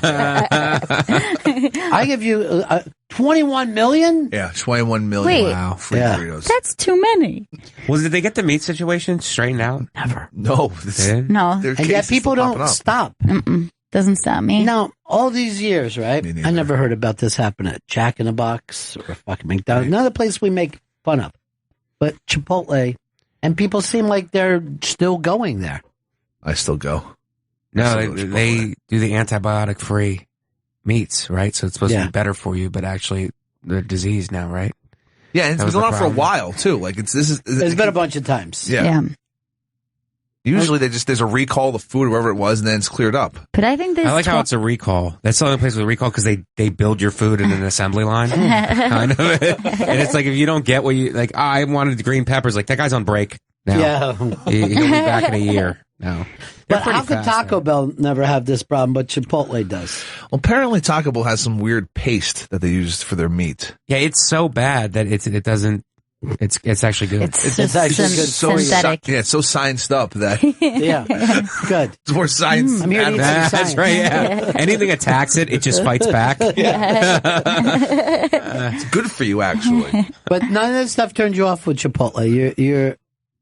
You're in for life. I don't, I don't love it, but I continue to eat there. Yeah. That's amazing. What you two, Chris? Yeah, I still go for it. I still go for that sweet steak burrito. Yeah, we couldn't get you guys to swim in a river. You'd be like, oh my God. Joe, you the same way? Yeah, I'm on the Chipotle train like everyone else. But he needs to be whipped. Yeah, with a pink whip. Were these animals sexually assaulted when they were... Perfect. Joe, what's the kinkiest thing you've done? The kinkiest, definitely when I had that foursome with her. That was First of all, you kinkiest. That happened. I called a train because there was 3 fucking dudes and 1 chick. That's not a No, it foursome. was 3 girls and me. That's what it was. Wow. But that was the kinkiest Why did you thing. turn around and yell at him? Why can't you you don't see me worried about who's talking in this room, and you do it every single time. I was just, making sure that he was audible to a certain degree. It's crazy. He always gets in trouble for it. Jim Ben's the best. He's ending up this week too, right? Yeah, I think so. Yeah. It's this. We're coming to the end of this semester class. So is it the end of this week? Yeah, it's this week. I have It to is? Put together a party is what you got to do. Yeah, it's gonna be a party. It's gonna be a great party for the interns. But are we going to party hardy or we just party regular? We party hardy. Okay, good. Good. What are you doing for them? Oh, I just heard that it's May 6th. It's not this week. Oh, is that right? Yeah. It's May 6th. Okay, let's have Okay, a so party we- on the 5th. Okay, can't wait. May 5th Hardy Party. I'll write that down. And then circle it. Yeah. Catered by Chipotle? You guys want Chipotle? Is that what, that's what the Yeah. interns want? I've through a friend of mine, I got 600,000 free coupons. Yeah. We're gonna be eating well for a while. So, how are they going to come back from giving away 21 million free burritos? This makes now no it makes you sense. think that the markup is unbelievably bad in that place. Oh, it's expensive. Yeah? Silver it's price. It's like, I don't know. I don't think it's any more expensive anywhere. It's like $12 or whatever for whatever I get. Rice and I don't get the rice, but I get that kind of a meal where it's like meat, vegetables, and rice. How much to hold the E-coli? Is that a problem at all? My joke is that there's a code for the bathroom, so they're giving you food that's going to make you shit your pants, and then giving you like an Ocean's 11 type situation where like, am I going to make it? Am I not going to make it? It's your own little action adventure. I hate a bathroom code. Yeah, it makes me very uncomfortable. It's embarrassing. And Can't then, live that way. yeah, just make it open. Free. Yeah. Do what Starbucks does and just let the homeless people come in there and wash the floors. Oh, yeah. It's a service to the people. Service to the people. Yeah. Well, it's part of the reason why they were allowed to come in every block. They have to leave their bathrooms open to the public. Who does? Starbucks. In New York. In New York. Wow, I thought they had a code too. No. Yeah, but they have to give you the code if they do. Like they can say that you have to buy something in order to use it. Oh, really? Yeah. You can literally call 311, talk to someone about it, and never hear about it again. I like to report a Starbucks. What? Again? You understand how many face slashes are in this town? I don't care. I had to piss. Well, didn't the mayor just say you can kind of piss outside? Yeah, he said that you could piss wherever you want. Pretty Just much. between cars. You know what I mean? Have a little class by yourself. They relaxed the laws on that, right? Yeah. Yeah, old phone booths too. That's the best place to piss if you that's find one. disgusting. That's all they're used for now. That's just, I mean, no one uses a phone in a phone sex, booth. too. Yeah. Right. Have you seen all these these? Like obelisks. Like, Yeah, it's what are they weird. calling those? Like Wi-Fi hotspots. I think they are Wi-Fi hotspots. Have you seen them? They're popping up on every block. I don't think I've In New York noticed. now, yeah, or maybe now- I don't know what they are, but I'd recognize it if I saw it. They're replacing where phone booths are. It will now just be these things. Right Oh, weird. You might not even know that they're for anything, but they're to kind of melt your brain as you walk around the city. The tumor will grow. It's safe, right? Having free Wi-Fi blasted through your head all day long. All these things are just making sure they can keep an eye on Anthony Cumia wherever he goes. I mean, for paranoid people, you know what I mean? This is going to make you even feel worse. Yeah. This is fucking nuts. They're trying to make a giant free network so you can go online. Well, it's a free network. They're going to be looking at what you're going online on. Right. And so, like, you don't have any control to say, unless you're turning off your Wi-Fi, I would guess. Yeah. Then if your Wi-Fi is just on, you're going to immediately, once you walk by that, you would just connect to it automatically. Yeah, exactly. But what are you guys doing? You looking at porn while you're walking down the street? People I mean, watching videos. Yeah. They're online dating. Yeah. People get on the train. Have you ever seen somebody get on a train and they're just intensely into their phone, and then you look at it like, is this guy doing his taxes? What is he doing? Yeah. And he's just playing that candy game. Yeah. Candy Crush. That makes you really a child. You know, that you're just sitting there clicking a thumb over and Yeah, over. I would never. I play Panda Pop, so I don't know what that is. It's pretty much the same thing, but with little pandas and bubbles. But it's not like it's even fun, right? You're just hitting your thumb on No, something. it's like there's like a Zen thing that happens. I like shut off for like 5 minutes if I have a few minutes on the train. I think there's got to be studies done. It's compulsive behavior. It's very addictive. I had to like make a deal with myself because I felt like I was zoning out too much while it was happening. That if I play a game while I'm on the train, like it has to be something that is at least like a word game or some sort of brain puzzle, because otherwise just like flicking your finger and staring with your mouth open is probably not good for just getting the day started. Just like putting you in the right frame of mind. I got a nephew who's just slapping a fucking iPad 12 hours a day. And he's like, I don't know, what is he, like 7 or something? Yeah. My mom's like, he's the computer expert, that one. I'm like, is he? Because they actually have this thing around so he can't shatter.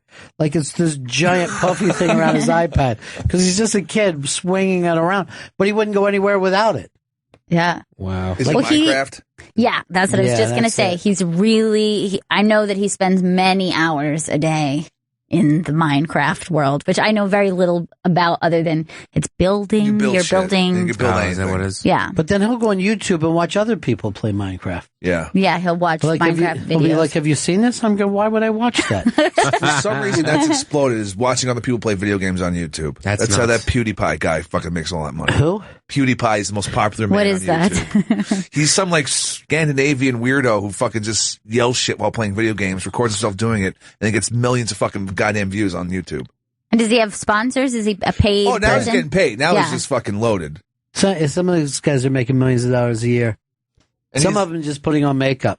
Yeah, the makeup chicks are. Oh yeah, the like makeup tutorials are massive. Yeah. I hate them. I hate them all. But yeah, PewDiePie just. So he's just, here he is. Oh, it shows the game. Yeah. Do you see the trailer for this movie, Hardcore Henry? It's basically you're going to go to a movie theater and watch a live action video game. It's no different than if you were playing anything on Rockstar. Like, look, you're just seeing it from first person. Wow. Turn up the sound, Chris. Do you remember how you got here? This next part might hurt. Ew. Squeeze.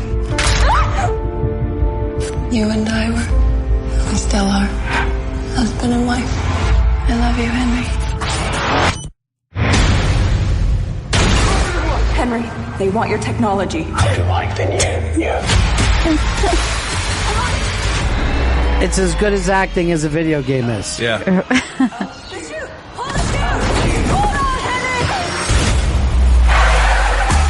Could you imagine doing this for 2 hours, watching No, I'm nauseous just looking at it right now. It's based on some Russian guy made like music videos like this a few years ago, and then he was like, "I'll make it into an entire movie now." Speech module installed. But at least we know you're not deaf. Okay, well the good news is that you're going to live a while. The bad news is there's an army standing between you and your wife. It's not a movie anymore. This is something else. Yeah, I don't know what it is, but... Bring it down, Chris. It's driving me crazy. It's done. It's done. It's done. It's like they're too lazy to hire the main character. It's like, you do it. We're not going to hire anybody. You do it. The cameraman is going to win an Oscar for Best Actor. It's so exhausting to carry this around all day. But I did it. Now, how would they shoot that? You think that's just someone with a head cam and that's probably GoPro? Yeah. That's life now. GoPro. Wow. Soon they said that your clothes are going to be connected to the internet. So when you go out, you just turn it on, and your friends can see whatever you're doing all day. I don't give a fuck what this guy's going to the store. Well, what people do. That's what kind of Facebook. You go to somebody's Facebook page. You go to somebody's Instagram. It's like really, it's kind of their channel. Yeah, like what they're doing all the time, what they're up to. Yeah. Of course, it's like what they want you to see. But Instagram, especially, I think started that, and I'm guessing Snapchat is probably like that as well. But I don't do that. But I know that Instagram sort of like was when I first started doing it. I was like, oh, it's just everyone being like, I'm looking at this, and now I'm looking at this, and now I'm looking at this. And sometimes it's interesting, sometimes it's not. The only thing I want to see is them in a bathing suit and then what their food looks like. Right. Because that's most of those girls. They're like, look, and she's so thin. And then you just see this great big ice cream sundae. You're like, you're not eating that. You can't be doing both. Right. Cheat day. Yeah. I could do without, like, POV of like, here's my feet at the beach. There's a lot of those. There's a big The thing knees. with, where you're like, from your perspective, and guys do it too. Like, I feel like women do it, but men do it as well. I don't want to see your fucking troll foot. Yeah. Put it away. Exactly. Put that big meat, fucking hairy meat stick away. That's the whole sandals thing. I'm too. telling you right now, the fucking future sucks so hard. Everybody should just mind their own business. I think everybody should just eat poison at the same time. All right, hold on. Here's our friend Jermaine Lassier. G-Baby, how are you, pal? I'm good. How you guys doing? Cool. What's up? Oh, yes. You guys talk about Hardcore Henry. I saw it a couple weeks back, and you guys are right. They invented a sort of rig to go on a head like a helmet with the GoPros that sort of are on, like right below the guy's nose, and then they can look down at a screen so he can see what's being shot. But the movie, from technical level, is unbelievable. Like, you watch it, and you're like, I can't believe they made this. But because they were concentrating so much on that in the action, there's like no story, and it's kind of boring when it's like an hour and 50 minutes of non-stop action. But from a technical level, it's like kind of revolutionary and awesome. Yeah, but it just, like, the whole point of this thing was to tell a story. Right. You know what I mean? Like, we were talking about the Passion last night that they did, that the fact that you do something called the Passion and you don't show Jesus Christ on the cross. Yeah. You lep over from he's guilty to look, he's in heaven waving down to you. You're afraid of an actual story. Right. You're afraid now. No, those guys, I did a long interview with the director and Chartel Copley, and they basically, by the end of the interview, admitted that it was like, we didn't really concentrate too much on character, maybe the next time, because we were so worried about getting everything else right. So, I mean, it's really just an exercise. It's like the first thing. It's almost like, like the movie scene of the train, like the first ever film. This is like the first ever this and that. I leapt. When I saw that, I dove on the floor. There you go. Because I never. It was a real train. I thought a train had busted into the theater. Did you feel like you wanted to stab them, though, G-Baby, when you had the opportunity? No, I mean, they're actually, like, super, like, passionate about their movie. It's hard not to respect that. But, like,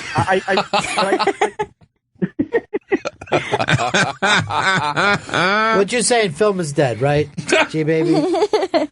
We're getting there. We're getting there. Well, are you for that thing where you pay $50 to watch a movie at home? Sure. I think so. I would do that on occasion. There's times where I'd rather do that. I mean, I prefer the theatrical experience. I'd go there as much as possible. But I think there's the option that we already have more options. What's the difference between another option? And with the amount of money that's going to cost, theaters are going to still get paid. Like, filmmakers could still make movies for the theater. It's just giving options to people, and it's going to happen at some point. I can't think of the last movie I'd spent $50 for, though. $50. That is true. Yeah. It'd be $50. Movies are worse and worse now. They're really bad. Yeah, don't say Well, that. I paid- you mean. I paid $36 to see Star Wars again yesterday for the 7th time, so it happened. So you just keep watching Star Wars over and over?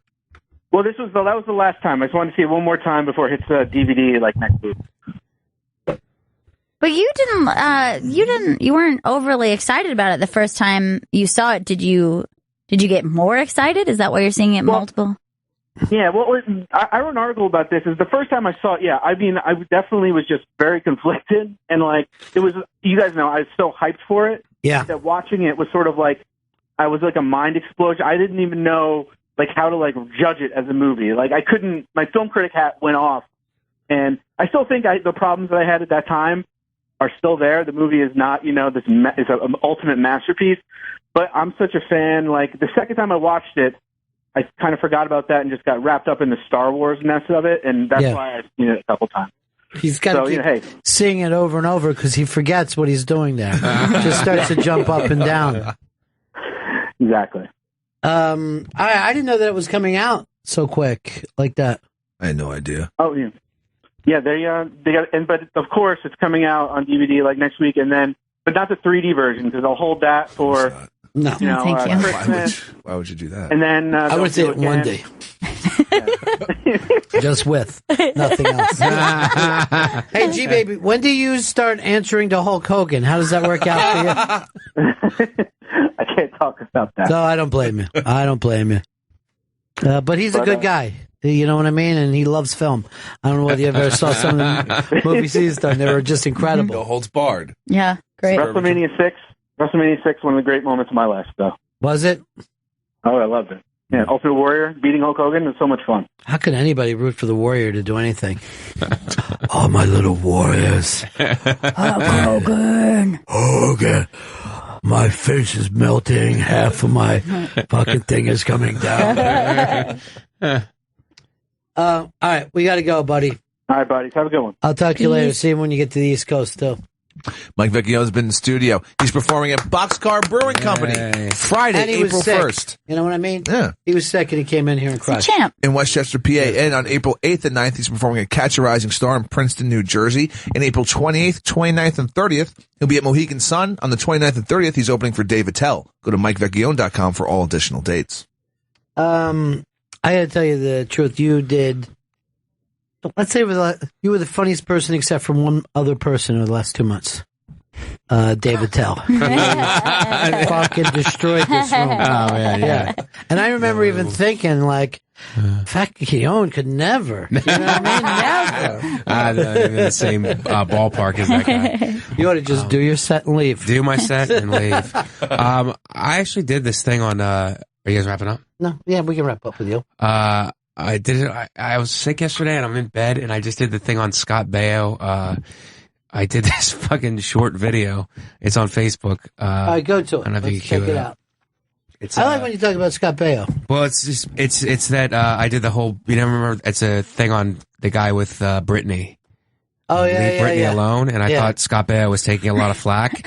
So I have a Leave Scott Baio Alone. And it's got like 3,000 hits in like, 24 hours. So. Wow. Let's bring it up. Is taking a lot of flack for endorsing Trump.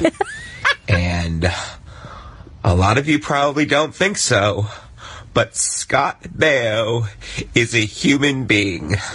Have we learned nothing from Anna Nicole Smith? He is a human being, and he's been through a lot. Okay? And he just wants to be left alone! Leave Scott Baio alone! He's in charge. You're not in charge. If any of you hurt one hair on Scott Baio's beautiful chachi head, I will jump off a bridge! Leave him alone! Leave him alone, he's a person. He's a person. He's in charge. In charge. You know what's great is you really have to be a person of a certain age even to remember that. That bit goes back a while. Yeah, it's funny if you see the bit and then that. I looked at the bit right before I did that. There's another story up on the iBank today about Amy Schumer giving a $1,000 tip like a baller before she left. That's great. She got a badass bitch. She's awesome. I would like to just get her something now. Like, here you go, Miss Sherman. Anything you need, I'm here to serve. Yeah. Do you need your lawn done or anything? I like to throw up 1,000. 1,000 on the tip. That's nice. And what is there? They're actually saying is all it was $77. Yeah. That was the tab. All because she was having the time of her life. She's having a blast. I guess Hamilton's really good. I don't know. I know.